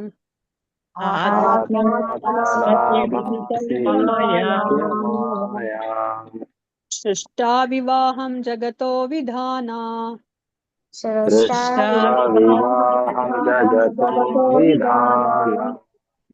ಇವಾ ತ್ವಮೇಶೋಂತ ಇವ ತ್ರಿನೇತ್ರಃ. ತ್ರಿನೇತ್ರಃ. ಹರೇ ಕೃಷ್ಣ. ಯಾರಾದ್ರೂ ಡಿವೋಟಿ ಒಬ್ರು ಓದಿ. ಹರೇ ಕೃಷ್ಣ ಮಾತಾಜಿ. ಅಜಾನತಾಂ ತ್ವತ್ಪದವೀಮನಾತ್ಮಾನ್ ಆತ್ಮಾತ್ಮನಾ ಭಾಸಿ ವಿತಾತ್ಯ ಮಾಯಾಂ ಸೃಷ್ಟಾ ವಿವಾಹಂ ಜಗತೋ ವಿಧಾನ ಇವಾತ್ವಮೇಶೋಂತ ಇವ ತ್ರಿನೇತ್ರಃ. ಹರೇ ಕೃಷ್ಣ ಮಾತಾಜಿ. ಹರೇ ಕೃಷ್ಣ ಮಾತಾಜಿ. ಮತ್ತೊಬ್ರು ಯಾರಾದ್ರೂ ಓದಿ. ಅಜಾನಂತಂ ತ್ವತ್ಪದಭಿಮಾನಾತ್ಮನಾ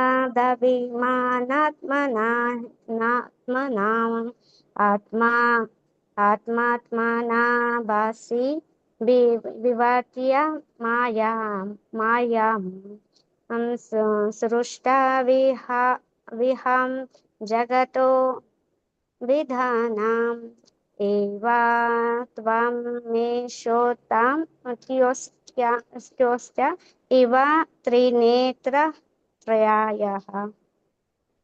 ಹರೇ ಕೃಷ್ಣ ಮಾತಾಜಿ. ಮತ್ತೊಬ್ರು ಯಾರಾದ್ರೂ ಓದಿ. ಹರೇ ಕೃಷ್ಣ. ಅಜಾನತಾಂ ತತ್ಪದವೀಮನಾತ್ಮನ್ ಆತ್ಯಾತ್ಮನಾ ಭಾಸಿ ವಿತತ್ಯ ಮಾಯಾ ಸೃಷ್ಟಾ ವಿವಾಹಂ ಜಗತೋ ವಿಧಾನ ಇವ ತ್ವಮೇಶೋಂತ ಇವ ತ್ರಿನೇತ್ರಃ. ಹರೇ ಕೃಷ್ಣ ಪ್ರಭು, ಧನ್ಯವಾದಗಳು. ಸೊ ಯಾರಾದ್ರೂ ಒಬ್ರು ಇದು ವರ್ಡ್ ವರ್ಡ್ ಮೀನಿಂಗ್ ಓದಿ, ಪದಾರ್ಥ ಓದಿ. ಅಜಾನತ ಓದಿ ಮಾತಾಜಿ. ತಮೋಗುಣದಿಂದ ಕೂಡಿದ ವ್ಯಕ್ತಿಗಳ ತತ್ವ ಪದವಿ ನಿನ್ನ ದಿವ್ಯ ಸ್ಥಾನವನ್ನು ಅನಾತ್ಮನಿ ಭೌತಿಕ ಶಕ್ತಿಯಲ್ಲಿ ಆತ್ಮ ನೀನು ಆತ್ಮನ ನಿನ್ನಿಂದ ಭಾಸಿ ಗೋಚರವಾಗುತ್ತೀಯೇ. ವಿತತ್ಯ ವಿಸ್ತರಿಸಿ ಮಾಯಾ ನಿನ್ನ ಅಚಿಂತ್ಯ ಶಕ್ತಿಯನ್ನು ಸೃಷ್ಟಿ ವಿಚಾರದಲ್ಲಿ ಇವ ಹೇಗೋ ಹಾಗೆ ಅಹಂ ಬ್ರಹ್ಮನಾದ ನಾನು ಜಗತಃ ವಿಶ್ವದ ವಿಧಾನಿ ಪಾಲನೆಯಲ್ಲಿ ಇವ ಹೇಗೋ ಹಾಗೆ ತ್ವಂ ಏಷಃ ನೀನು ಅಂತೆ ಪ್ರಳಯದಲ್ಲಿ ಇವ ಹೇಗೋ ಹಾಗೆ ತ್ರಿನೇತ್ರ ಶಿವನ್. ಹರೇ ಕೃಷ್ಣ ಮಾತಾಜಿ. ಹರೇ ಕೃಷ್ಣ ಮಾತಾಜಿ. ಧನ್ಯವಾದಗಳು. ಹಾ ಓದಿ. ಹರೇ ಕೃಷ್ಣ ಮಾತಾಜಿ.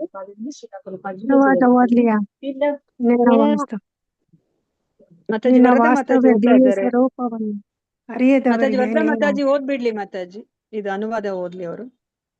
ಮಾತಾಜಿ. ನಿನ್ನ ವಾಸ್ತವ ದಿವ್ಯ ಸ್ವರೂಪವನ್ನು ಅರಿಯದವನಿಗೆ ನಿನ್ನ ಅಗ್ರಾಹ್ಯ ಶಕ್ತಿಯ ವಿಸ್ತರಣೆಯಾಗಿ ನಿನ್ನನ್ನು ಪ್ರಕಟಿಸಿಕೊಂಡು ನೀನು ಭೌತಿಕ ಜಗತ್ತಿನ ಒಂದು ಭಾಗವೆಂಬಂತೆ ತೋರುವೆ. ಹೀಗಾಗಿ ಬ್ರಹ್ಮಾಂಡ ಸೃಷ್ಟಿಗೆ ನೀನು ನನ್ನಂತೆ ಬ್ರಹ್ಮನಂತೆ ತೋರುವೆ, ಆದರೆ ಪಾಲನೆಗೆ ನೀನು ನೀನಾಗಿ ವಿಷ್ಣು ತೋರುವೆ, ಆದರೆ ಲಯಕ್ಕಾಗಿ ನೀನು ತ್ರಿನೇತ್ರ ಶಿವನಾಗಿ ತೋರುವೆ. ಹರೇ ಕೃಷ್ಣ ಮಾತಾಜಿ. ಹರೇ ಧನ್ಯವಾದ. ಕೃಷ್ಣ ಧನ್ಯವಾದಗಳು ಮಾತಾಜಿ. ಭಾವಾರ್ಥ ಓದಿ ಒಬ್ರು ಯಾರಾದ್ರು. ಹರೇ ಕೃಷ್ಣ. ಹರೇ ಕೃಷ್ಣ ಮಾತಾಜಿ. ದೇವತೆಗಳು ಮಾತಾಜಿ ಬೇರೆಯವ್ರಿಗೆ ಕೊಡಿ ಮಾತಾಜಿ ಚಾನ್ಸ್. ಅವಾಗ್ಲೇ ನೀವು ಓಕೆ ಶ್ಲೋಕ ಮಾತಾಜಿ. ಓದಿದ್ದೀರಲ್ಲ, ಮಾತಾಜಿ. ಯಾರು ಓದಿಲ್ಲ ಅವ್ರು ಓದಿ.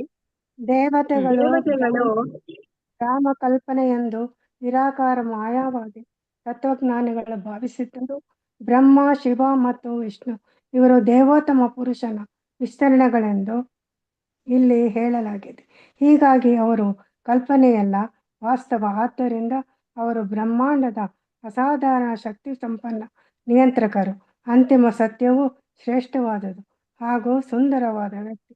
ಹೀಗಾಗಿ ಭಗವಂತನ ಸೃಷ್ಟಿಯಲ್ಲೆಲ್ಲ ನಾವು ವೈಯಕ್ತಿಕ ಸ್ಪರ್ಶವನ್ನು ಕಾಣುತ್ತೇವೆ. ಹರೇ ಕೃಷ್ಣ ಮಾತಾಜಿ. ಹರೇ ಕೃಷ್ಣ ಮಾತಾಜಿ. ಧನ್ಯವಾದಗಳು. ಧನ್ಯವಾದಗಳು.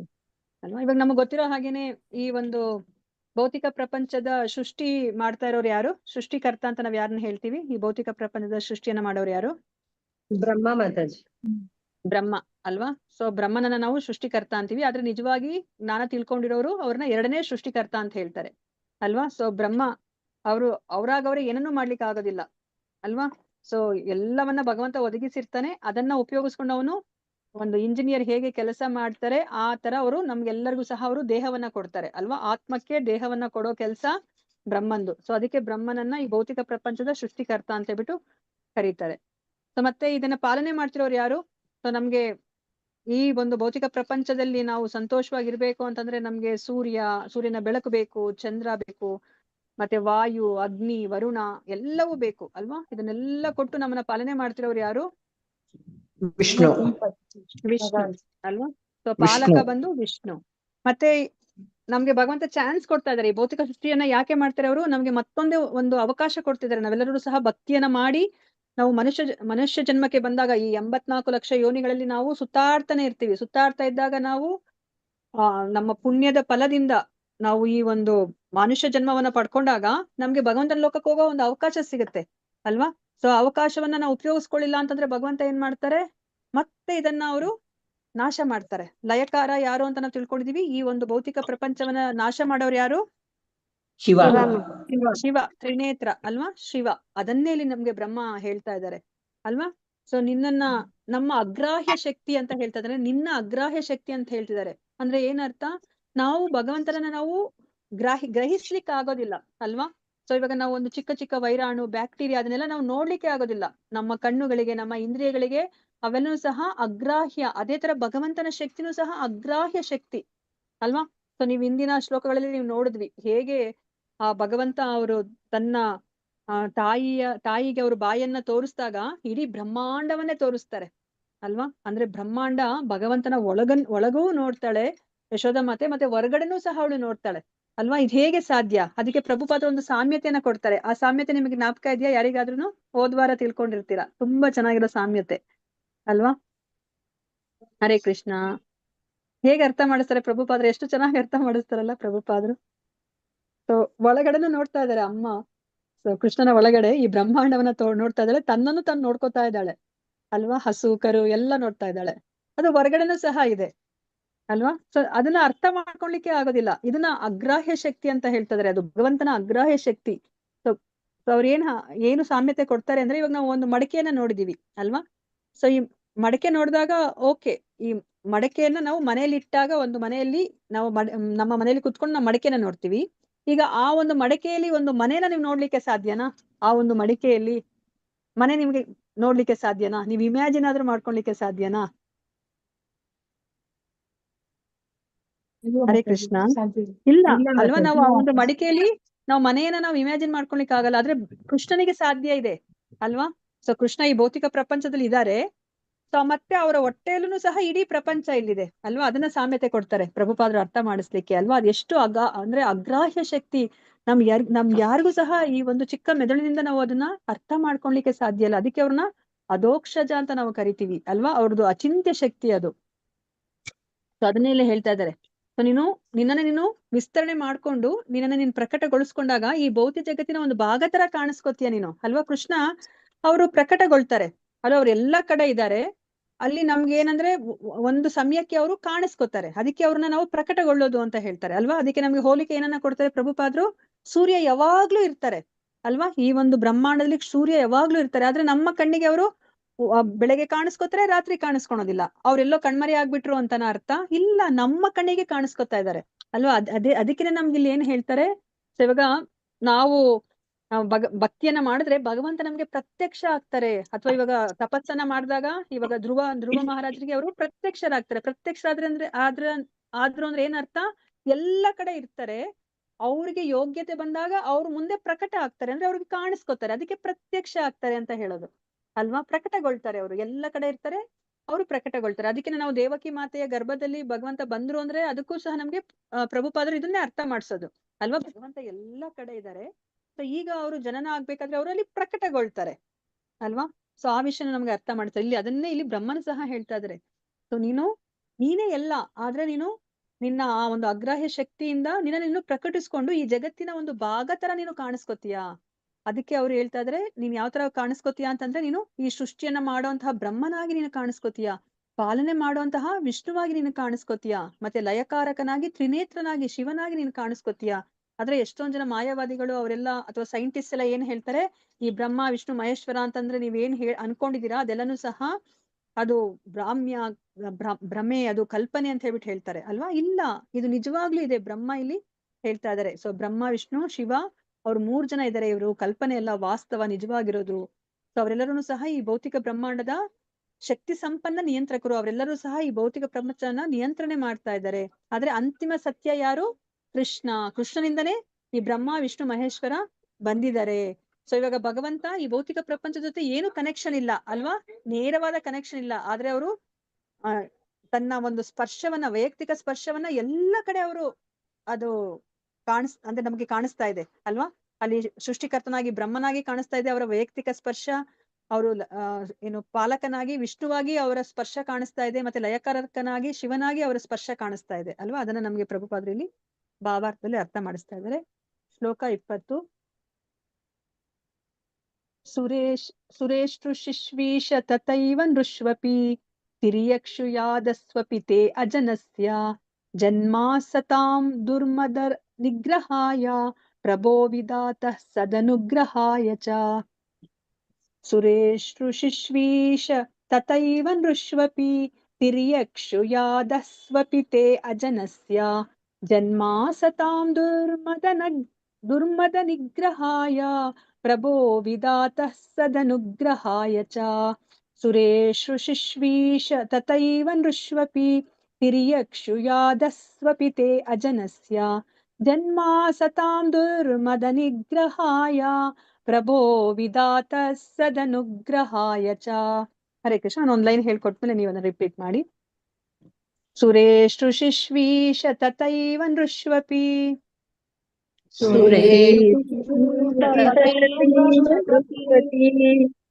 ತಿರ್ಯಕ್ಷುಯಾದಸ್ವಪಿ ತೇ ಜನಸ್ಯ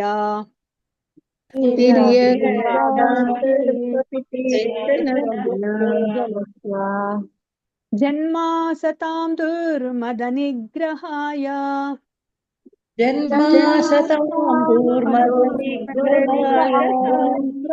ಪ್ರಭೋ ವಿಧಾತಃ ಸದನುಗ್ರಹಾಯ ಚ.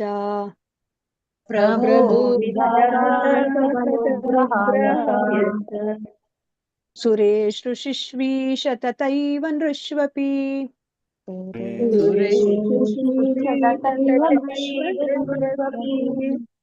ತಿರ್ಯಕ್ಷುಯಾದಸ್ವಪಿ ತೇ ಜನಸ್ಯ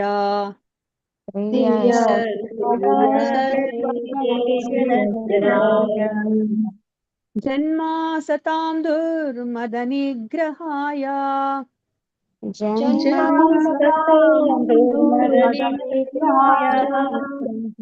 ಪ್ರಭೋ ವಿಧಾತಃ ಸದನುಗ್ರಹಾಯ ಚ.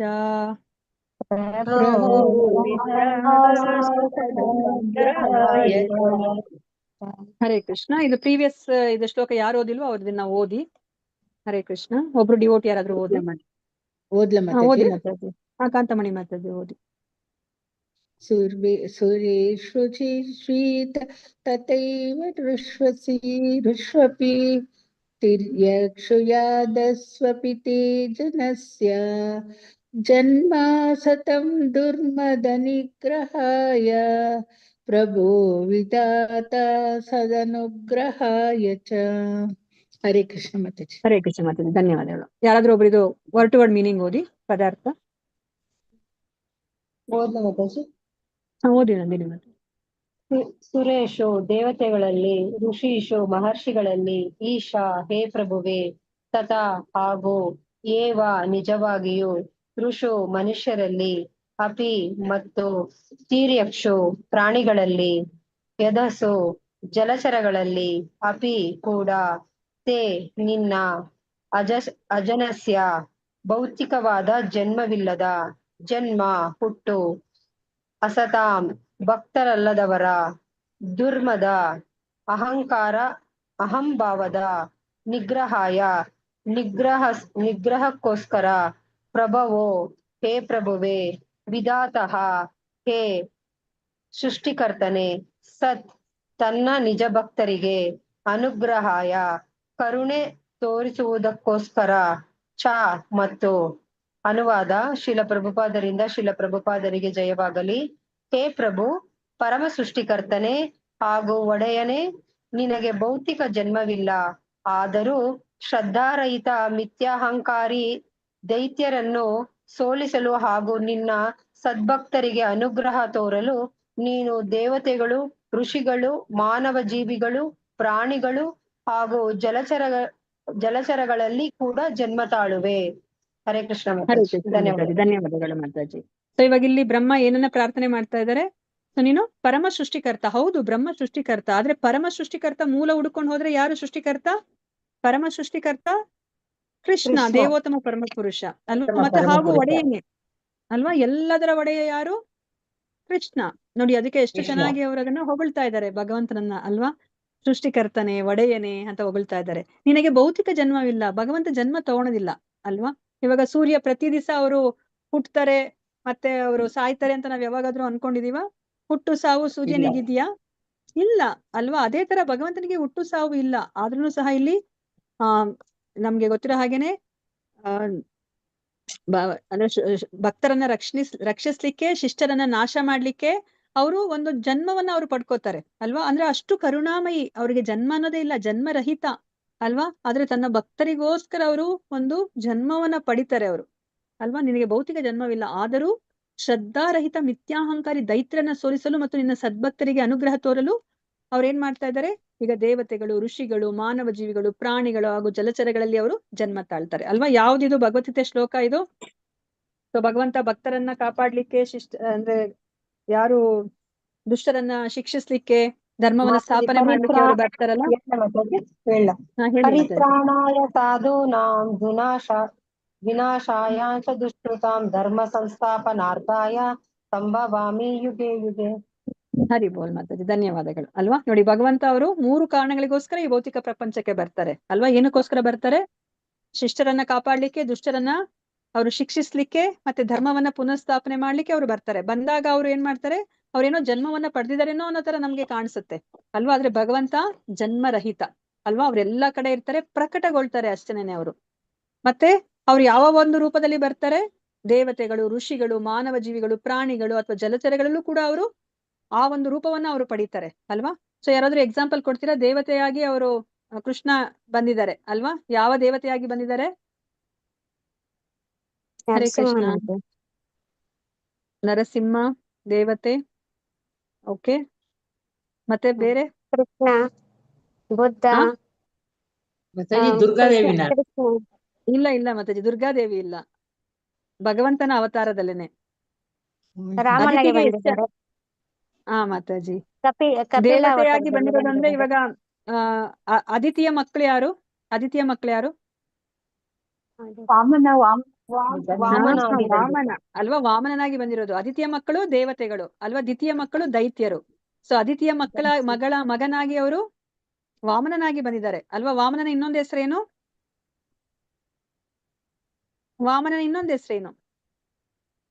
ತ್ರಿವಿಕ್ರಮ ಅಲ್ವಾ? ತ್ರಿವಿಕ್ರಮ. ಸೊ ಅವ್ರು ಎಷ್ಟು ಚಿಕ್ಕ ಪುಟ್ಟದಾಗಿ ಬರ್ತಾರೆ, ಆದ್ರೆ ಅವ್ರು ಎಷ್ಟು ದೊಡ್ಡದಾಗಿ ಅವರು ತಮ್ಮನ್ನ ತಾವು ವಿಸ್ತರಿಸ್ಕೊತಾರೆ ಅಲ್ವಾ? 3 ಲೋಕವನ್ನು ಸಹ ಅವರು ಒಂದೇ ಹೆಜ್ಜೆಯಲ್ಲಿ ಅವರು ಅಳಿಯುವಷ್ಟು ಅವ್ರು ವಿಸ್ತರಿಸ್ಕೊತಾರೆ ಅಲ್ವಾ? ತ್ರಿವಿಕ್ರಮನಾಗಿ ಅವರು ಮೆರೀತಾರೆ ಅಲ್ವಾ? ಮತ್ತೆ ಇವಾಗ ಋಷಿಗಳಾಗಿ ಅವ್ರು ಯಾರ್ದು ಎಕ್ಸಾಂಪಲ್ ಕೊಡ್ತೀರಾ? ಋಷಿಗಳಾಗಿ ಬಂದಿರೋದು ಭಗವಂತ ಯಾರು? ಪರಶುರಾಮ. ಪರಶುರಾಮ ಅವರು ವ್ಯಾಸದೇವರು ಕೂಡ ಅವರ ಅವತಾರ. ವ್ಯಾಸ ಮಹರ್ಷಿಗಳು ಸಹ ಅವರ ಅವತಾರನೆ ಅಲ್ವಾ? ಸೊ ಶಕ್ತ್ಯಾವತಾರ ಅವರು. ಮತ್ತೆ ಮಾನವನಾಗಿ ಬಂದಿರೋದು ರಾಮಕೃಷ್ಣ ಎಲ್ಲಾನು ಸಹ ಮಾನವರಾಗಿ ಬಂದಿದ್ದಾರೆ. ಕರೆಕ್ಟ್. ಮತ್ತೆ ಪ್ರಾಣಿಯಾಗಿ ವರಾಹ ಅವತಾರ ಅಲ್ವಾ? ಹಂದಿಯಾಗಿ ಬಂದಿದ್ದಾರೆ ಪ್ರಾಣಿಯಾಗಿ ಅಲ್ವಾ? ಕೂರ್ಮಾವತಾರ. ಜಲಚರ ಅಂದ್ರೆ ಮತ್ಸ್ಯ ಅವತಾರ ಅಲ್ವಾ? ನೋಡಿ, ಈ ತರ ಅವರು ಯಾವುದೇ ಒಂದು ರೂಪದಲ್ಲಿ ಅವರು ಬರ್ತಾರೆ ಅಲ್ವಾ? ಅಯ್ಯೋ ಇದೇನಿದು ಅದು ಮತ್ಸ್ಯ, ಅದು ಜಲಚರ ಅಷ್ಟೇ, ಅದು ನೀಚ ವರ್ಗದ್ದು ಅಂತ ಇಲ್ಲ ಭಗವಂತನಿಗೆ ಅಲ್ವಾ? ಭಗವಂತ ಜಲಚರವಾಗಿ ಬಂದಾಗ್ಲೂ ಸಹ ಅವ್ರನ್ನ ನಾವು ಏನೋ ಅಯ್ಯೋ ಜಲಚರ ಅಂತ ನಾವು ಅವ್ರನ್ನ ತಿರಸ್ಕರಿಸ್ತೀವ ಅಥವಾ ಅವ್ರನ್ನ ಯಾವಾಗ್ಲೂ ಶ್ರೇಷ್ಠವಾಗಿ ನಾವು ನೋಡ್ತೀವ? ಶ್ರೇಷ್ಠವಾಗಿ ನೋಡ್ತೀವಿ ಅಲ್ವಾ? ಭಗವಂತ ಯಾವುದೇ ರೂಪದಲ್ಲಿ ಒಂದು ನೋಡಿ, ಹಂದಿ ಅಂದ್ರೆ ನಮ್ಗೆ ಎಷ್ಟು ಹೊಲಸು ಪ್ರಾಣಿ ಅಲ್ವಾ? ಆದ್ರೆ ನಾವ್ ಇವಾಗ ವರಾಹಾವತಾರವನ್ನ ನಾವು ಪೂಜಿಸ್ತಾ ಇದೀವಿ ಅಲ್ವಾ? ನಾವಿವಾಗ ವರಾಹಾವತಾರದ ಬಗ್ಗೆ ನಾವು ಭಾಗವತದಲ್ಲಿ ನಾವು ಶ್ರವಣ ಮಾಡಿದ್ರೆ, ವರಾಹಾವತಾರ ಹೇಗೆ ಬರೋದು? ಆ ಒಂದು ಬ್ರಹ್ಮನ ನಾಸಿಕದಿಂದ ಬರುತ್ತೆ ಅಲ್ವಾ? ಬ್ರಹ್ಮ ಯೋಚನೆ ಮಾಡ್ತಾ ಕುತ್ಕೋತಾರೆ, ಅಯ್ಯೋ ಹೌದು, ನಾನು ಸೃಷ್ಟಿ ಕಾರ್ಯ ಮಾಡ್ಬೇಕಂತ ಭಗವಂತ ನನಗೆ ಈಗ ಆದೇಶ ಕೊಟ್ಬಿಟ್ಟಿದ್ದಾರೆ. ಆದ್ರೆ ಭೂಮಿ ನೋಡಿದ್ರೆ ಕುಸಿದು ಹೋಗ್ಬಿಟ್ಟಿದೆ, ಗರ್ಭೋದಕ ಸಮುದ್ರದೊಳಗಡೆ ಕೆಳಗಡೆ ಬಿದ್ದ್ಬಿಟ್ಟಿದೆ, ಆ ಹೊಲಸು ಪ್ರದೇಶದಲ್ಲಿ ಬಿದ್ದ್ಬಿಟ್ಟಿದೆ ಅಲ್ವಾ? ಇವಾಗ ಹೇಗಪ್ಪ ಅದನ್ನ ಎತ್ತೋದು? ಅದು ಎತ್ತಿದ್ರೆ ಅಷ್ಟೇ ತಾನೇ ಈಗ ಸ್ವಯಂಭೂವಮನು ಅವನು ತನ್ನ ಸೃಷ್ಟಿ ಕಾರ್ಯವನ್ನ ಮಾಡ್ತಾನೆ ಅಂತ ಹೇಳ್ಬಿಟ್ಟು ಯೋಚನೆ ಮಾಡ್ತಿದ್ದಾಗ ಏನಾಗುತ್ತೆ? ಅವರ ಮೂಗಿನಿಂದ ಒಂದು ಚಿಕ್ಕ ಒಂದು ಬೆರಳು ಗಾತ್ರದಷ್ಟು ಒಂದು ರೂಪ ಬರುತ್ತೆ. ನೋಡಿದಾಗ ಅದೇನಾಗುತ್ತೆ? ದೊಡ್ಡದಾಗಿ ಅದು ವಿಸ್ತರಿಸ್ಕೊಡುತ್ತೆ ಒಂದೇ ಕ್ಷಣದಲ್ಲಿ ಅಲ್ವಾ? ಎಷ್ಟು ದೊಡ್ಡದಾಗತ್ತೆ ಅಂತಂದ್ರೆ ಅದು ಹಿಮಾಲಯ ಪರ್ವತದಷ್ಟು ದೊಡ್ಡದಾಗತ್ತೆ ಅಲ್ವಾ? ವರಹ ರೂಪದಲ್ಲಿ ಅದು ಆಮೇಲೆ ಕಾಣಿಸ್ಕೊಳುತ್ತೆ. ಆಮೇಲೆ ಗೊತ್ತಾಗತ್ತೆ ಅಲ್ವಾ? ಈ ತರ ಒಂದೇ ಕ್ಷಣದಲ್ಲಿ ಇಷ್ಟು ದೊಡ್ಡದಾಗಿ ವಿಸ್ತರಿಸ್ಕೋಬೇಕಂತಂದ್ರೆ ಇದು ಸಾಮಾನ್ಯವಾಗಿರುವಂತದ್ದು ಯಾವುದೋ ಒಂದು ಹಂದಿ ಆಗಿರ್ಲಿಕ್ಕೆ ಸಾಧ್ಯ ಅಲ್ಲ ಅಲ್ವಾ. ಇದು ದೇವೋತ್ತಮ ಪರಮ ಪುರುಷನೇ ಆಗಿರ್ಬೇಕಂತ ಅವ್ರಿಗೆಲ್ಲ ಅರ್ಥ ಆಗ್ಬಿಡುತ್ತೆ. ಅಂದ್ರೆ ಬ್ರಹ್ಮನಿಗೆ, ಅಲ್ಲಿರುವಂತಹ ಕುಮಾರರಿಗೆ, ಅಲ್ಲಿರೋ ಋಷಿಗಳಿಗೆ, ಮುನಿಗಳಿಗೆ, ಸ್ವಯಂಭವಮನು ಎಲ್ಲರಿಗೂ ಅರ್ಥ ಆಗೋಗುತ್ತೆ ಅಲ್ವಾ.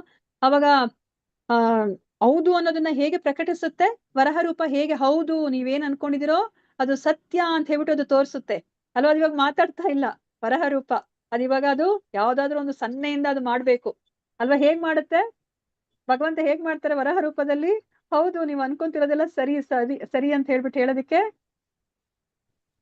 ಹಿರಣ್ಯಾಕ್ಷನ ಒಟ್ಟಿಗೆ ಯುದ್ಧ ಮಾಡಿ ಅವರು ಜಯಿಸ್ತಾರೆ. ಅದಕ್ಕಿನ ಮುಂಚೆ ಇನ್ನು ಅಲ್ಲಿ ಹೋಗಿಲ್ಲ ಅವರು.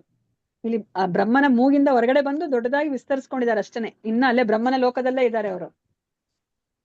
ಏನ್ ಮಾಡ್ತಾರೆ ಅವರು? ಹೂಂಕರಿಸ್ತಾರೆ ಅಲ್ವಾ. ಸೊ ಹೂಂಕರಿಸಿದಾಗ ಎಷ್ಟು ಜೋರು ಶಬ್ದ ಬರುತ್ತೆ ಅಂತಂದ್ರೆ ಎಲ್ಲ ತಲ್ಲಣಗೊಡ್ಬೇಕು, ಅಷ್ಟು ಶಬ್ದ ಬರುತ್ತೆ. ಆದ್ರೆ ಯಾರಿಗೂ ಭಯ ಆಗಲ್ಲ, ಯಾಕಂದ್ರೆ ಅದು ಬರ್ತಾ ಇರೋದು ಹೂಂಕಾರ ಆ ಭಗವಂತನಿಂದ ಬರ್ತಾ ಇದೆ. ಭಗವಂತ ಯಾವಾಗ್ಲೂ ಸಹ ಆಸ್ಪೀಷಿಯಸ್ ಅಲ್ವಾ. ಅವ್ರು ಯಾವಾಗ್ಲೂ ಸಹ ಮಂಗಳಕರವಾದದ್ದೇ, ನಮ್ಗೆ ಭಯ ಆಗೋದಿಲ್ಲ ಅಲ್ವಾ. ಯಾವಾಗ ಭಯ ಆಗುತ್ತೆ? ನಾವು ಭಗವಂತನ ಆ ಒಂದು ಅಸ್ತಿತ್ವವನ್ನು ಒಪ್ಪದಲ್ಲಿದ್ದಾಗ ಅಷ್ಟೇ ಭಯ ಆಗುತ್ತೆ. ನಾವು ನೋಡಿದ್ವಿ ಕುರುಕ್ಷೇತ್ರ ಯುದ್ಧದಲ್ಲೂ ಅಷ್ಟೇನೆ ಅಲ್ವಾ. ಅವ್ರು ಪಾಂಚಜನ್ಯವನ್ನ, ಕೃಷ್ಣ ಪಾಂಚಜನ್ಯವನ್ನ ಊದ್ದಾಗ ಯಾರಿಗೆ ಭಯ ಆಯ್ತು, ಯಾರಿಗೆ ಭಯ ಆಗ್ಲಿಲ್ಲ? ಸೇಮ್ ಪಾಂಚಜನ್ಯ, ಸೇಮ್ ಶಬ್ದ ಅಲ್ವಾ, ಅದೇ ಧ್ವನಿ. ಯಾರಿಗೆ ಭಯ ಆಯ್ತು, ಯಾರಿಗೆ ಭಯ ಭಯ ಆಗ್ಲಿಲ್ಲ? ಆಯ್ತು ಮಾತಾಜಿ, ಕೌರವರಿಗೆ ಭಯ ಆಯ್ತು ಮಾತಾಜಿ, ಪಾಂಡವರಿಗೆ ಭಯ ಆಗ್ಲಿಲ್ಲ. ಹೃದಯ ಛಿದ್ರ ಆಯ್ತು ಅಂತ ಹೇಳ್ತಾರೆ ಅಲ್ವಾ. ಆದ್ರೆ ನೋಡಿ ಪಾಂಡವರಿಗೆ ಅಥವಾ ಆ ಪಾಂಡವರ ಪಕ್ಷಕ್ಕೇನು ಭಯ ಆಗೋದಿಲ್ಲ ಅಲ್ವಾ. ಸೊ ಅದೇ ತರ ಇಲ್ಲೂ ಸಹ ಮಂಗಳಕರವಾಗಿ ಅನ್ಸುತ್ತೆ ಅವ್ರಿಗೆ ಆ ಭಗವಂತನ ಆ ಹೂಂಕಾರ ಶಬ್ದ ಅಲ್ವಾ. ಅದಾದ್ಮೇಲೆ ಅವ್ರೇನ್ ಮಾಡ್ತಾರೆ, ಅವ್ರನ್ನ ಒಂದ್ಸತಿ ಹಿಂಗೆ ಅವರ ಒಂದು ಕುತ್ತಿಗೆಯನ್ನ ಹಿಂಗ ಅಲ್ಲಾಡಿಸ್ದಾಗ ಏನಾಗತ್ತೆ, ಅವರ ರೋಮದಿಂದ ನೀರೆಲ್ಲನೂ ಸಹ ಪ್ರೋಕ್ಷಣೆ ಆಗತ್ತೆ. ಯಾರಿಗೆಲ್ಲ ಪ್ರೋಕ್ಷಣೆ ಆಗತ್ತೆ? ಆ ಮೇಲ್ಗಡೆ ಇರೋ 3 ಲೋಕಗಳಿಗೂ ಪ್ರೋಕ್ಷಣೆ ಆಗತ್ತೆ. ಋಷಿ ಮುನಿಗಳಿಗೆ, ಬ್ರಹ್ಮನಿಗೆ, ಎಲ್ಲರಿಗೂ ಪ್ರೋಕ್ಷಣೆ ಆಗತ್ತೆ. ಎಲ್ಲರೂ ಎಷ್ಟು ಪುಳಕಿತರಾಗ್ತಾರೆ ಅಂತಂದ್ರೆ, ಇವಾಗ ನಾವು ಗಂಗಾ ನದಿಯಲ್ಲಿ ಮಿಂದ್ರೆ ನಮ್ಗೆ ಹೆಂಗ್ ಅನ್ಸುತ್ತೆ ಆ ತರ ಅವರು ಪುಳಕಿತರಾಗ್ತಾರೆ. ನೋಡಿದ್ರೆ ಇವಾಗ ಹಂದಿಯಿಂದ ಬಂದಿರುವಂತಹ ನೀರಂದ್ರೆ ಎಷ್ಟು ಹೊಲಸಾಗಿರ್ಬೇಕು, ಕೊಳಕಾಗಿರ್ಬೇಕು ಅಲ್ವಾ. ಆದ್ರೆ ಇಲ್ಲಿ ದೇವರ್ಷಿಗಳಿಗೆ ಎಲ್ಲರಿಗೂ ಸಹ ಅವರು ಏನು ಪುನೀತರಾಗ್ತಾರೆ, ಆ ಭಾವನೆ ಬರುತ್ತೆ. ಅಂದ್ರೆ ಏನರ್ಥ? ಭಗವಂತ ಅವರು ಹಂದಿಯ ಒಂದು ರೂಪದಲ್ಲಿ ಬಂದ್ರೂ ಸಹ ಅವರು ದೇವೋತ್ತಮ ಪರಮ ಪುರುಷನೇ, ಅವರು ಪರಮ ಸತ್ಯನೇ ಅಲ್ವಾ. ಅವರು ಏನ್ ಹೇಳ್ತಾರೆ, ಅವರ ಸರ್ವೋಚ್ಚ ಸ್ಥಾನ ಯಾವಾಗ್ಲೂ ಸಹ ಅದು ಶಾಶ್ವತವಾಗಿರುತ್ತೆ. ಅದನ್ನೇ ನಮ್ಗೆ ಇಲ್ಲಿ ಅರ್ಥ ಮಾಡಿಸ್ತಾ ಇದ್ದಾರೆ ಪ್ರಭುಪಾದರು. ನೋಡೋಣ ಏನ್ ಹೇಳ್ತಾರೆ ಅಂತ. ಯಾರಾದ್ರೂ ಓದಿ ಇದನ್ನ ಭಾವಾರ್ಥ, ಯಾರು ಓದಿಲ್ವೋ ಅವ್ರು ಓದಿ. ಹರೇ ಕೃಷ್ಣ. ಓದ್ತೀನಿ ಮತ್ತೆ. ಓದಿ ಮತ್ತೆ ಪ್ರಭಾವತಿ. ದೇವತೆಗಳಲ್ಲಿ ವಾಮನ ದೇವನಂತಹ ಋಷಿಗಳಲ್ಲಿ, ಪರಶುರಾಮನಂತಹ ಮಾನವ ಜೀವಿಗಳಲ್ಲಿ, ಸ್ವಯಂ ಕೃಷ್ಣ ಹಾಗೂ ಶ್ರೀರಾಮನಂತಹ ಮತ್ತು ಪ್ರಾಣಿಗಳಲ್ಲಿ ವರಾಹಾವತಾರದಂತಹ ರೂಪದಲ್ಲಿ ಶ್ರೀಕೃಷ್ಣನು ಆವಿರ್ಭವಿಸುತ್ತಾನೆ. ಶ್ರೀಕೃಷ್ಣನು ಜಲಚರದಲ್ಲಿ ಅದ್ಭುತ ಮೀನಾದ ಮತ್ಸ್ಯನಾಗಿ ಕಾಣಿಸುತ್ತಾನೆ. ವಾಸ್ತವವಾಗಿ ಭಗವಂತನು ನಾಸ್ತಿಕರ ಸೊಕ್ಕನ್ನು ಅಡಗಿಸಲು ಹಾಗೂ ಸದ್ಭಕ್ತರಿಗೆ ಅನುಗ್ರಹ ತೋರಲು ಬ್ರಹ್ಮಾಂಡಗಳಲ್ಲಿ ಆತ ಮತ್ತೆ ಮತ್ತೆ ಅವತರಿಸುವುದರಿಂದ ದೇವೋತ್ತಮ ಪರಮ ಪುರುಷನ ಸ್ವಾಂಶ ವಿಸ್ತರಣೆಗಳು ಅಸಂಖ್ಯವಾಗಿವೆ. ಮತ್ತೊಂದು ಅರ್ಥದಲ್ಲಿ ಭಗವಂತನು ಎಂದೂ ಆವಿರ್ಭವಿಸುವುದಿಲ್ಲ, ಏಕೆಂದರೆ ಆತ ಶಾಶ್ವತವಾಗಿ ಇರುವಂತಹವನು. ಆತನ ಆವಿರ್ಭಾವವು ಆಕಾಶದಲ್ಲಿ ಸದಾ ಇದ್ದು ಆಗಾಗ ನಮ್ಮ ದೃಷ್ಟಿಗೆ ಗೋಚರಿಸುವಂತಹ ಸೂರ್ಯನ ಹಾಗಿರುತ್ತದೆ. ಹರೇ ಕೃಷ್ಣ. ಧನ್ಯವಾದ ಅಲ್ವಾ. ನೋಡಿ ಇಲ್ಲ ಇಷ್ಟ ಇರೋದು ಅನ್ಸುತ್ತೆ ಅಲ್ವಾ. ನೋಡಿ ನಾವ್ ಇವಾಗ ಇಷ್ಟೊತ್ತು ಏನ್ ಡಿಸ್ಕಸ್ ಮಾಡಿದ್ವಿ ಅದನ್ನ ಇಲ್ಲಿ ಭಾವಾರ್ಥದಲ್ಲಿ ಪ್ರಭುಪಾದರು ನಮ್ಗೆ ಅರ್ಥ ಮಾಡಿಸ್ತಾ ಇದ್ದಾರೆ. ಸರಿ, ನಮಗೆ ಮುಖ್ಯವಾಗಿ ಅರ್ಥ ಮಾಡ್ಕೋಬೇಕಾಗಿರೋದೇನು, ಭಗವಂತ ಯಾವತ್ತೂ ಸಹ ಅವರು ಇವಾಗ ನಾವ್ಯಾರಾದ್ರೂ ಇವಾಗ ಹುಟ್ಟಬೇಕಂತಂದ್ರೆ ನಾವು ನೋಡಿದೀವಿ, ಇವಾಗ ಯಾವ್ದೇ ಒಂದು ಜೀವರಾಶಿ ಹುಟ್ಟಬೇಕಂತಂದ್ರೆ ಅದ್ರದ್ದು ಏನ್ ಪ್ರೋಸೆಸ್ ಇರುತ್ತೆ ಅದೆಲ್ಲ ಪ್ರೋಸೆಸ್ ನಡಿಬೇಕು ಅಲ್ವಾ. ಆದ್ರೆ ಭಗವಂತಂದ ಆತರ ಅಲ್ಲ ಅಲ್ವಾ. ಅವ್ರು ಎಲ್ಲಾ ಕಡೆ ಇದ್ದಾರೆ, ಅಣು ರೇಣು ತೃಣ ಕಾಷ್ಟ ಎಲ್ಲ ಕಡೆ ಇದ್ದಾರೆ. ನಮ್ಗೆ ಅರ್ಹತೆ ಬಂದಾಗ ಅವ್ರು ಪ್ರಕಟಗೊಳ್ತಾರೆ, ನಮ್ ಮುಂದೆ ಕಾಣಿಸ್ಕೊತಾರೆ ಅಲ್ವಾ. ಅದನ್ನೇ ಇಲ್ಲಿ ಹೇಳ್ತಾ ಇದ್ರು. ಇವಾಗ ಸೂರ್ಯನೂ ಅಷ್ಟೇ, ಇವಾಗ ನಾವ್ ಅವ್ರನ್ನ ಫೋರ್ಸ್ ಮಾಡ್ಲಿಕ್ಕೆ ಆಗಲ್ಲ. ಸೂರ್ಯ ನಾನ್ ರಾತ್ರಿ ಇವಾಗ 7 ಗಂಟೆ ಆಗಿರುತ್ತೆ, ಸೂರ್ಯ ನೀನ್ ಬಾ ಹುಟ್ಟು ಅಂತಂದ್ರೆ ಅವ್ರು ಹುಟ್ಟತಾರ? ಇಲ್ಲ, ನಾವ್ ಅವ್ರನ್ನ ಫೋರ್ಸ್ ಮಾಡ್ಲಿಕ್ಕೆ ಆಗೋದಿಲ್ಲ ಅಲ್ವಾ. ಅವ್ರು ಬೆಳಗ್ಗೆ ಬಂದಾಗ ಅವ್ರು ಕಾಣಿಸ್ಕೊತಾರೆ ಅಲ್ವಾ. ನಮ್ಮ ಕಣ್ಣಿಗೆ ಈಗ ರಾತ್ರಿ ಹೊತ್ತು ಅವರು ಕಾಣಿಸ್ಕೊತಾ ಇಲ್ಲ, ಅದೇ ಬೆಳಗ್ಗೆ ಹೊತ್ತು ಅವರು ಕಾಣಿಸ್ಕೊತಾ ಇದ್ದಾರೆ. ಅದೇ ತರನೇ ಭಗವಂತನು ಸಹ ಅವರು ಈ ವಿವಿಧ ರೂಪದಲ್ಲಿ ಅವರು ಈ ಶಿಷ್ಟರನ್ನ ಅವರು ರಕ್ಷಣೆ ಮಾಡ್ಲಿಕ್ಕೆ, ದುಷ್ಟರನ್ನ ಅವರು ಶಿಕ್ಷಿಸ್ಲಿಕ್ಕೆ, ಅವರು ಧರ್ಮವನ್ನ ಸ್ಥಾಪನೆ ಮಾಡ್ಲಿಕ್ಕೆ ಅವರು ಕಾಣಿಸ್ಕೊತಾರೆ ಅಲ್ವಾ. ಅದನ್ನ ಪ್ರಭುಪಾದ ನಮ್ಗೆಲ್ಲ ಅರ್ಥ ಮಾಡಿಸ್ತಾ ಇದ್ದಾರೆ. 21ನೇ ಶ್ಲೋಕ ನೋಡೋಣ. को वेत्ति भूमन् भगवन् परात्मन् योगेश्वरोतिर्भवतस्त्रिलोक्यां क्व वा कथं वा कति वा कदेति विस्तारयन् क्रीडसि योगमायां को वेत्ति भूमन् भगवन् परात्मन् योगेश्वरोतिर्भवतस्त्रिलोक्यां क्व वा कथं वा कति वा कदेति विस्तारयन् क्रीडसि योगमायां को वेत्ति भूमन् भगवन् परात्मन् योगेश्वरोतिर्भवतस्त्रिलोक्यां क्व वा कथं वा कति वा कदेति ವಿಸ್ತಾರಯನ್ ಕ್ರೀಡಸಿ ಯೋಗ ಮಾಯಾಂ. ಹರೇ ಕೃಷ್ಣ. ನಾನೊಂದು ಲೈನನ್ನ ಹೇಳ್ಕೊಡ್ತೀನಿ, ಅದಾದ್ಮೇಲೆ ರಿಪೀಟ್ ಮಾಡಿ. ಕೋ ವೇತ್ತಿ ಭೂಮನ್ ಭಗವನ್ ಪರಾತ್ಮನ್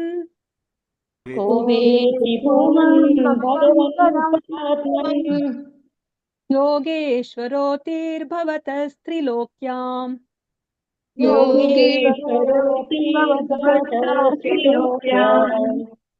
ಕ್ವ ವಾ ಕಥಂ ವಾ ಕತಿ ವಾ ಕದೇತಿ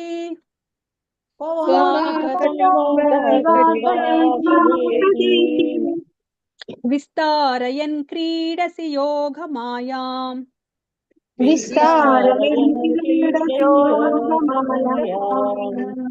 ಕೋ ವೇತ್ತಿ ಭೂಮನ್ ಭಗವನ್ ಪರಾತ್ಮನ್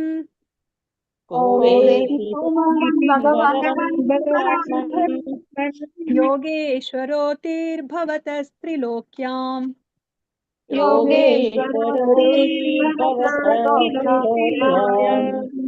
ಕ್ವ ವಾ ಕಥಂ ವಾ ಕತಿ ವಾ ಕದೇತಿ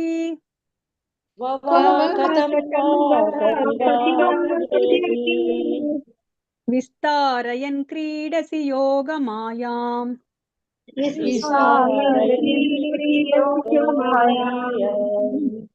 ಕೋ ವೇತ್ತಿ ಭೂಮನ್ ಭಗವನ್ ಪರಾತ್ಮನ್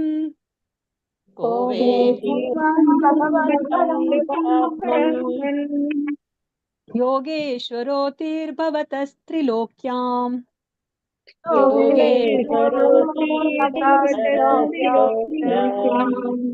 ಕ್ವ ವಾ ಕಥಂ ವಾ ಕತಿ ವಾ ಕದೇತಿ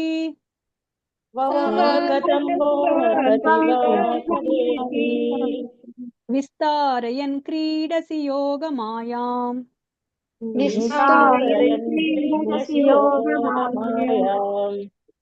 ಹರೇ ಕೃಷ್ಣ. ಯಾರು ಓದಿಲ್ವ ಅವರು ಇದು ಒಂದು ಶ್ಲೋಕವನ್ನ ಇದನ್ನ ಓದಿ, 21ನೇ ಶ್ಲೋಕ.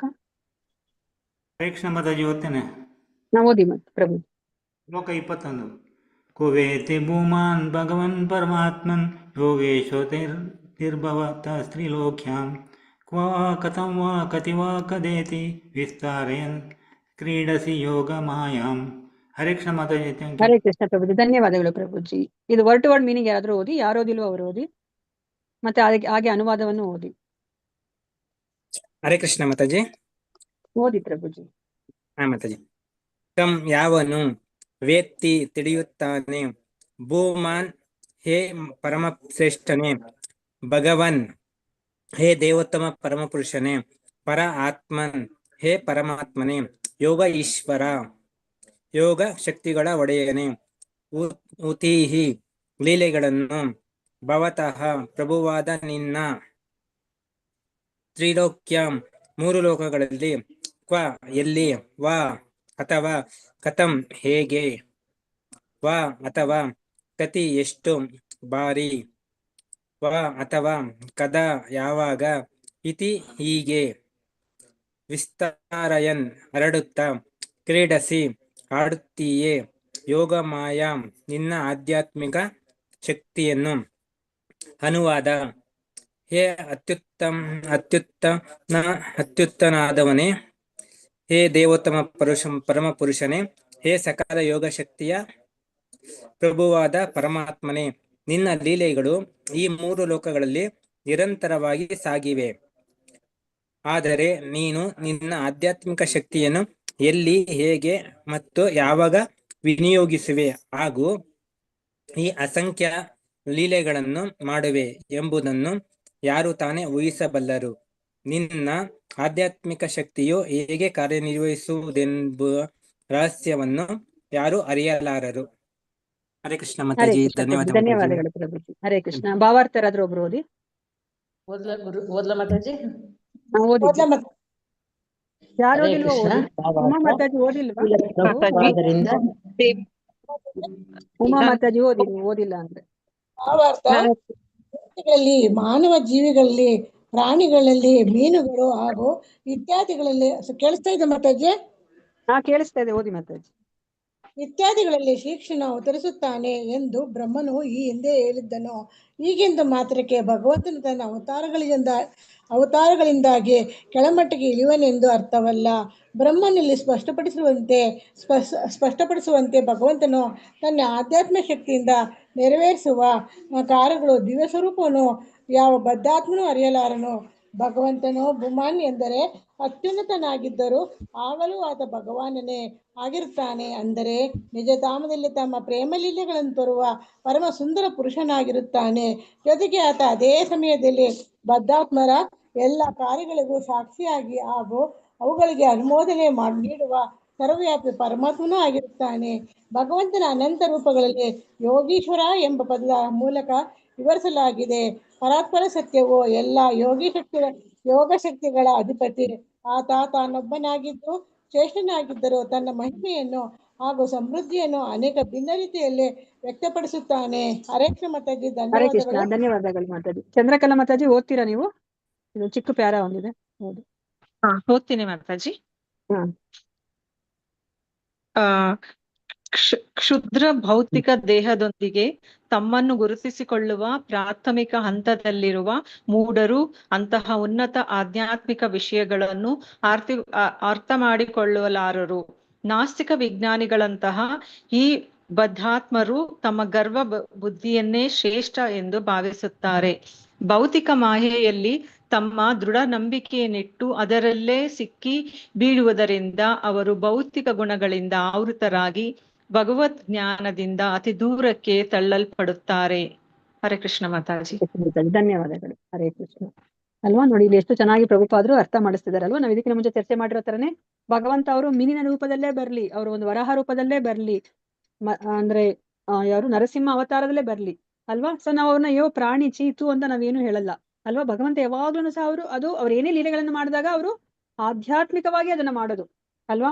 ಇವಾಗ ನಾವು ನೋಡಿದ್ವಿ, ಇವಾಗ ಯಾರು ಇಂದ್ರನಿಗೆ ಶಾಪ ಬಂದಾಗ ಅವರು ಹಂದಿಯಾಗಿ ಅವರು ಈ ಭೂಲೋಕದಲ್ಲಿ ಹುಟ್ಲಿಕ್ಕೆ ಅವರಿಗೆ ಶಾಪ ಕೊಡ್ತಾರೆ ಅವರ ಗುರುಗಳು ಅಲ್ವಾ.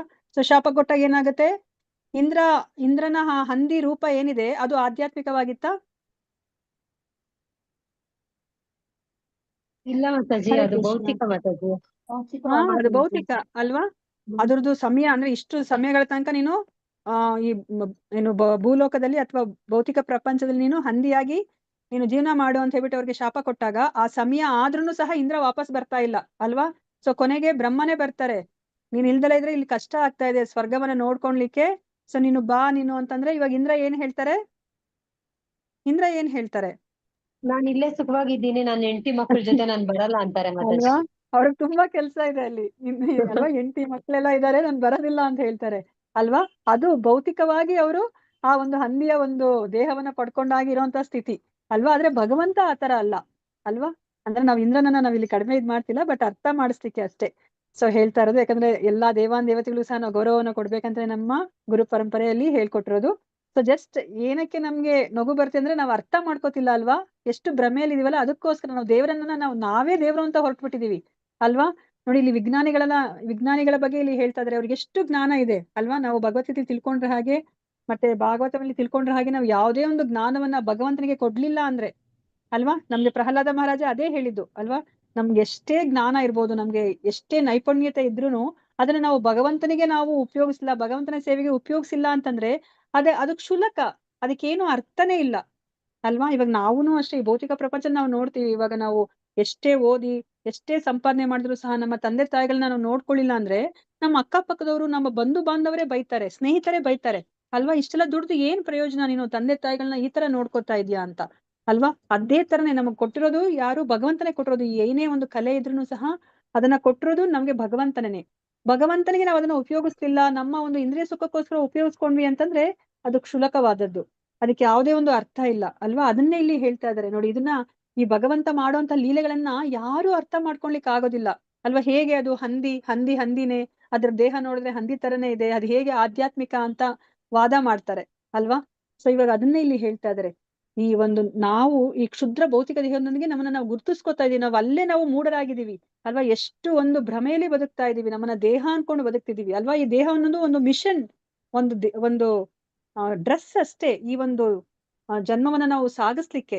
ಆದ್ರೆ ನಾವು ಎಷ್ಟು ಮೂಢರಾಗಿ ಬದುಕ್ತಾ ಇದೀವಿ ಅಂದ್ರೆ ನಮ್ಮನ್ನ ನಾವು ಈ ಡ್ರೆಸ್ ಅಥವಾ ಈ ಒಂದು ವೆಹಿಕಲ್ ಅನ್ಕೊಂಡು ಬದುಕ್ತಾ ಇದೀವಿ ಅಲ್ವಾ. ಇಂತಹ ಒಂದು ಕ್ಷುದ್ರ ದೇಹವನ್ನ ಇಟ್ಕೊಂಡು, ಭೌತಿಕ ದೇಹವನ್ನ ಇಟ್ಕೊಂಡು ನಾವ್ ಈ ಒಂದು ಇಂತಹ ಒಂದು ಉನ್ನತವಾದಂತಹ ಆಧ್ಯಾತ್ಮಿಕ ವಿಷಯಗಳನ್ನ ನಾವು ಅಂದ್ರೆ ಅರ್ಥ ಮಾಡ್ಕೊಳ್ಲಿಕ್ಕೆ ಆಗೋದಿಲ್ಲ.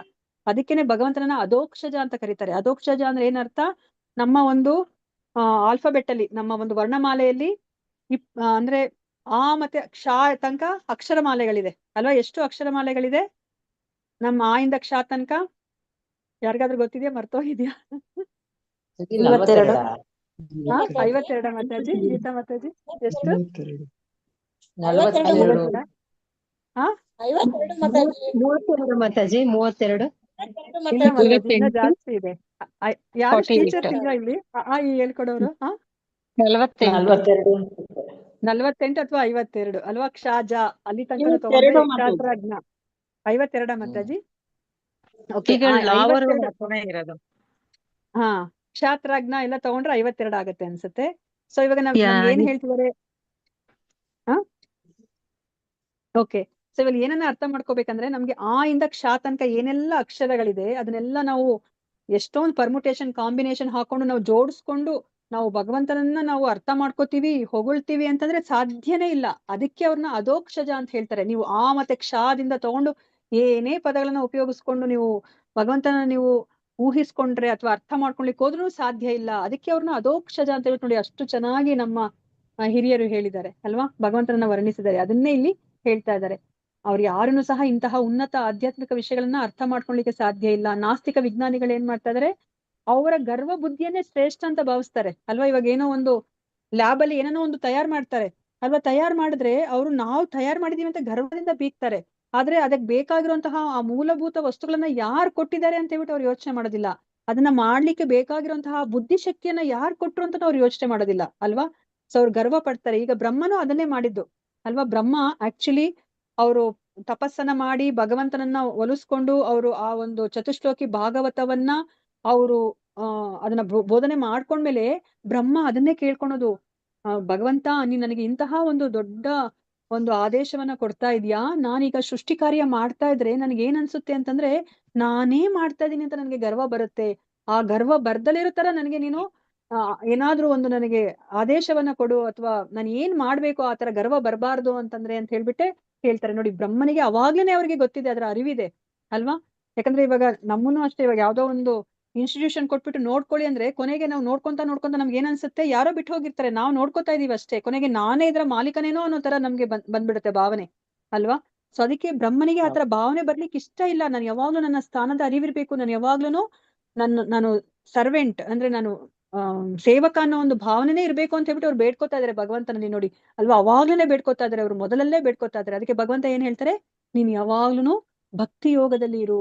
ನೀನು ಭಕ್ತಿ ಯೋಗದಲ್ಲಿ ಇದ್ದಾಗ ನಾನು ಒಡೆಯ ಮತ್ತೆ ನೀನು ಸೇವಕ ಅನ್ನೋ ಒಂದು ಮನಸ್ಥಿತಿ ಯಾವಾಗ್ಲೂ ಇರುತ್ತೆ, ಅದೇ ಪ್ರಜ್ಞೆಯಲ್ಲಿ ಇರ್ತೀಯ ಅಂತಾನೆ ಹೇಳಿದ್ರು. ಆದ್ರೆ ಈ ಒಂದು ಬ್ರಹ್ಮ ವಿಮೋಹನ ಲೀಲೆ ಏನಕ್ಕೆ ನಡೀತು ಅಂತಂದ್ರೆ ನಾವ್ ಅರ್ಥ ಮಾಡ್ಕೋಬೇಕು. ಅಂದ್ರೆ ಆ ಬ್ರಹ್ಮನಿಗೆ ಬಿಡ್ಲಿಲ್ಲ, ಆ ಭಗವಂತನ ಲೀಲೆಗಳನ್ನ ನೋಡಿ ಅವನೇ ಒಂದು ಕ್ಷಣ ಅವನು ವಿಮೋಹನೆಗೆ ಒಳಗಾಗ್ತಾನೆ. ಇನ್ನು ನಾವೆಲ್ಲ ಎಂತಹ ಒಂದು ಚಿಕ್ಕ ಜೀವಿಗಳು ಅಲ್ವಾ, ನಾವೂನು ಸಹ ಆ ಒಂದು ತಪ್ಪನ್ನ ಮಾಡ್ತೀವಿ. ಬ್ರಹ್ಮನಿಗೆ ಆಗ್ದಲೇ ಇರೋದು ನಮ್ ಕೈಲಿ ಆಗುತ್ತಾ ಅನ್ನೋ ಒಂದು ಅರಿವಿರ್ಲಿ ಅನ್ನೋದಕ್ಕೇನೆ ಅವರು ಈ ಒಂದು ನಾಟಕವನ್ನ ಅವರು ಆಡ್ತಾರೆ ಅಲ್ವಾ. ಸೊ ಅದನ್ನೇ ಇಲ್ಲಿ ಹೇಳ್ತಾರೆ, ಭೌತಿಕ ಮಾಯೆಯಲ್ಲಿ ತಮ್ಮ ದೃಢ ನಂಬಿಕೆಯನ್ನಿಟ್ಟು ಅದರಲ್ಲೇ ಸಿಕ್ಕಿ ಬೀಳುವುದರಿಂದ ಅವರು ಭೌತಿಕ ಗುಣಗಳಿಂದ ಆವೃತರಾಗಿ ಭಗವತ್ ಜ್ಞಾನದಿಂದ ಅತಿ ದೂರಕ್ಕೆ ತಳ್ಳಲ್ಪಡುತ್ತಾರೆ. ವಿಜ್ಞಾನಿಗಳು ಇದನ್ನೆಲ್ಲ ಕಲ್ಪನೆ ಅಂತಾರೆ. ಅವ್ರು ಏನ್ ಹೇಳ್ತಾರೆ, ನಮ್ಗೆ ಇಂಗ್ಲಿಷ್ ಅವರೆಲ್ಲರೂ, ನಮ್ಗೆ ಬ್ರಿಟಿಷ್ ಅವ್ರು ಏನ್ ಹೇಳ್ಕೊಟ್ಟಿದ್ದಾರೆ, ನೀವ್ ಇದನ್ನೆಲ್ಲ ಏನು ಕಲ್ತ್ಕೊತಿದ್ದೀರಾ, ಈ ಒಂದು ರಾಮ ಕೃಷ್ಣ ಅಂತ ಇದೆಲ್ಲನೂ ಸಹ ಅವರೆಲ್ಲನೂ ಸಹ ಕಾಲ್ಪನಿಕ ವ್ಯಕ್ತಿಗಳು, ಮಿತ್, ಇದು ಮೈಥಾಲಜಿ ಅಂತ ಹೇಳಿ ಹೆಸರು ಕೊಟ್ಬಿಟ್ರು. ಅದಕ್ಕೆ ನಾವು ಇವಾಗ ಯಾರನ್ನು ಸಹ ಇದನ್ನ ಓದೋದೇ ಇಲ್ಲ ಅಲ್ವಾ. ಇವಾಗ ಹಾರಿ ಪ್ಯಾಟರ್, ಟಾಮ್ ಅಂಡ್ ಜೆರಿ ಅವರೆಲ್ಲ ಏನಾದ್ರು ನಿಜವಾಗಿದಾರಾ? ಇಲ್ಲ. ಅವ್ರುನು ಒಂದು ಅವ್ರು ಕೊಟ್ಟಿರೋದು ಮಿತ್ ಆಕ್ಚುಲಿ. ನಮ್ದೆಲ್ಲನೂ ಸಹ ಕಾಲ್ಪನಿಕ ಅಲ್ಲ, ಅದು ನಿಜವಾಗ್ಲೂ ನಡೆದಿರೋದು. ಅದನ್ನ ಅವ್ರು ಅರ್ಥ ಮಾಡ್ಕೋತಿಲ್ಲ. ಈಗ ಭಗವಂತನ ಅವರು ದೂರ ತಳ್ಳಿ ಏನಾಗ್ತಿದೆ, ಈಗ ಅವರು ಭಗವತ್ ಜ್ಞಾನದಿಂದ ಇನ್ನ ದೂರಕ್ಕೆ ಹೋಗ್ತಾರೆ. ಭಗವಂತನ ಹೆಸರೇ ಕಿವಿಗೆ ಬೀಳ್ಕೂಡ್ದು ಅಂತಹ ಒಂದು ಜಾಗದಲ್ಲಿ ತಮ್ಮ ಪ್ರದೇಶದಲ್ಲಿ ಅವ್ರು ಹುಟ್ಟುತ್ತಾರೆ ಅಲ್ವಾ. ಅದಕ್ಕೆ ಪ್ರಭುಪಾದಗೆ ಏನ್ ಅನ್ಸುತ್ತೆ, ಇವಾಗ ನಾವೇನಾದ್ರೂ ಫಾರಿನ್ ಹೋದ್ರೆ ವಾವ್ ನನ್ನ ಜೀವನ ಸಾರ್ಥಕ ಆಯ್ತು, ನಾನು ಸಾಧಿಸ್ಬಿಟ್ಟೆ ಅಂತ ಹೇಳ್ಬಿಟ್ಟು ನಾವು ಮೆರಿತೀವಿ ಅಲ್ವಾ, ನಾವು ಸ್ಟೇಟಸ್ ಅಲ್ಲಿ ಹಾಕೋತೀವಿ ನಾನು ಅಮೆರಿಕಾದಲ್ಲಿ ಇದೀನಿ ಅಂತ. ಆದ್ರೆ ಪ್ರಭುಪಾದ್ರಿಗೆ ಏನ್ ಅನ್ನಿಸ್ತು, ಅಯ್ಯೋ ಭಗವಂತ ನನ್ಗೆ ಅರ್ಥನೇ ಆಗ್ತಲ್ಲ, ನೀನ್ ನನಗೆ ಯಾಕೆ ಇಂತಹ ನರಕಕ್ಕೆ ಕರ್ಕೊಂಡ್ ಬಂದೆ ಅಂತ ಅಲ್ವಾ. ಅವ್ರಿಗೆ ಯಾಕೆ ನರಕ ಅಂತ ಅನ್ನಿಸ್ತು ಪ್ರಭುಪಾದ್ರಿಗೆ, ಯಾಕೆ ನರಕ ಅನ್ನಿಸ್ತು? ಏನು ಗೊತ್ತಿತ್ತಿಲ್ಲ ಮಾತಾಜಿ, ಬರೀ ಕುಡಿಯೋದು, ಅವ್ರು ತುಂಬಾ ಮಜಾ ಮಾಡ್ಕೊಂಡು ಕಾಲ ಕಳೀತಿದ್ರು ಮಾತಾಜಿ. ಅವ್ರಿಗೆ ಯಾಕೆ ಹಂಗ ಅನ್ನಿಸ್ತು ನರಕಕ್ಕೆ ಬಂದಿದ್ರಿ ಅಂದ್ರೆ, ರಾಮಕೃಷ್ಣ ಅನ್ನೋ ಹೆಸರು ಕೂಡ ಯಾರಿಗೂ ಗೊತ್ತಿರಲ್ಲ ಮಾತಾಜಿ, ಯಾರಿಗೂ ಕಿವಿಗೂ ಸಹ ಬೀಳೋದಿಲ್ಲ ಅಲ್ವಾ. ರಾಮಕೃಷ್ಣ ಅನ್ನೋ ಹೆಸರು ಕಿವಿಗೂ ಸಹ ಬೀಳೋದಿಲ್ಲ ಅಲ್ವಾ. ಅದಕ್ಕೆ ಅವ್ರಿಗೆ ಅನ್ನಿಸ್ತು, ಅಯ್ಯೋ ನನ್ಗೆ ಎಂತಹ ನರಕಕ್ಕೆ ಕರ್ಕೊಂಡ್ ಬಂದಿದ್ಯಾ ಅಂತ. ಆದ್ರೆ ನಾವು ಎಷ್ಟು ಗರ್ವ ಪಡ್ತೀವಿ ಅಲ್ವಾ, ನಾನು ಅಮೆರಿಕಾಗ್ ಹೋಗಿದ್ದೀನಿ ನಾನು ಅಲ್ವಾ, ಫಾರಿನ್ ರಿಟರ್ನ್ ಅಂತ ನಾವ್ ಅನ್ಕೋತೀವಿ ಅಲ್ವಾ. ಇಲ್ಲೇ ವ್ಯತ್ಯಾಸ ಇರೋದು. ಓಕೆ, ಇಲ್ಲಿಗೆ ನಾನು ಕ್ಲಾಸನ್ನ ಮುಗಿಸ್ತೀನಿ. ಸಾರಿ ಇವತ್ತು ಲೇಟ್ ಆಯ್ತು. ಶ್ರೀಮದ್ ಭಾಗವತ ಗ್ರಂಥ ಮಹಾರಾಜ್ ಕಿ ಜೈ, ಬ್ರಹ್ಮಸ್ತುತಿ ಕಿ ಜೈ, ಶ್ರೀಲ ಪ್ರಭುಪಾದ್ ಕಿ ಜೈ.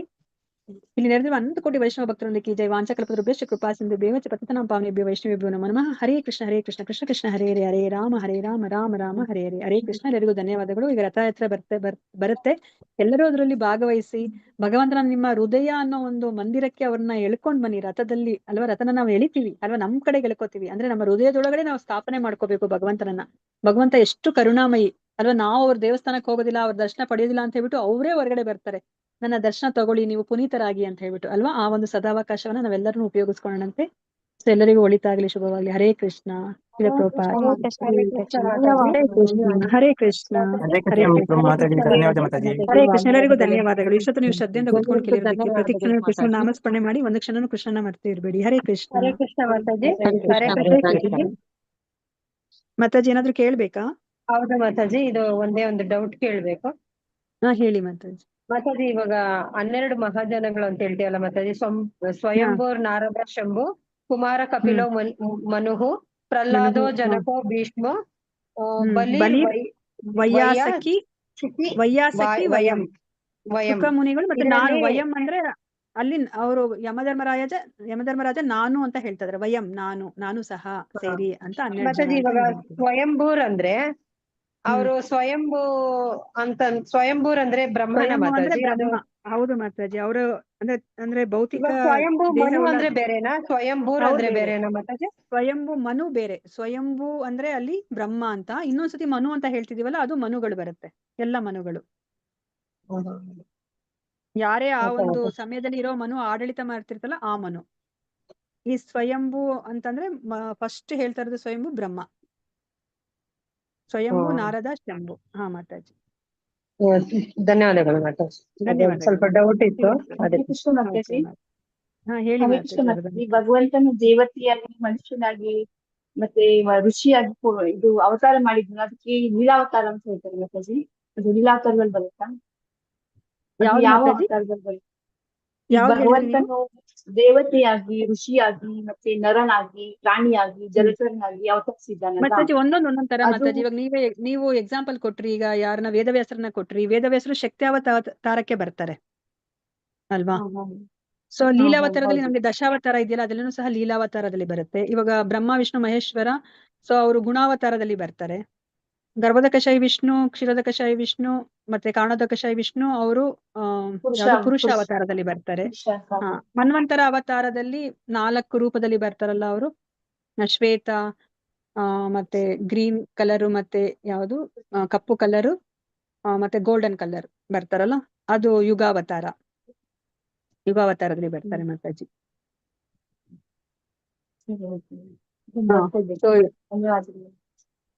ಮಾತಾಜಿ ಲೀಕ್ ಮಾಡ್ಕೊಂಡು ಬರ್ಕೊಳ್ಬೇಕು ಅಂತಂದ್ರೆ ಇದೆಲ್ಲ ಅವತಾರದಲ್ಲಿ ಯಾವ್ಯಾವ್ದ್ರಲ್ಲಿ ಬರುತ್ತೆ ಅಂತ ಮಾತಾಜಿ. ಎಕ್ಸಾಂಪಲ್ ಅದು ನಿಮ್ಗೆ ಭಾಗವತಮಲ್ಲಿ ಬರುತ್ತೆ. ಮತ್ತೆ ಅದನ್ನ ನೀವು ಮುಂದೆ ಭಾಗವತಂ ಕಲ್ತ್ಕೊಳಕ್ ಬಂದಾಗ ಭಕ್ತಿ ವೈಭವದಲ್ಲಿ ಅದನ್ನ ಮತ್ತೆ ಬರಿಬೇಕಾಗತ್ತೆ ಎಕ್ಸಾಂಪಲ್ಸ್. ಓಕೆ ಮಾತಾಜಿ, ಧನ್ಯವಾದಗಳು ಮಾತಾಜಿ.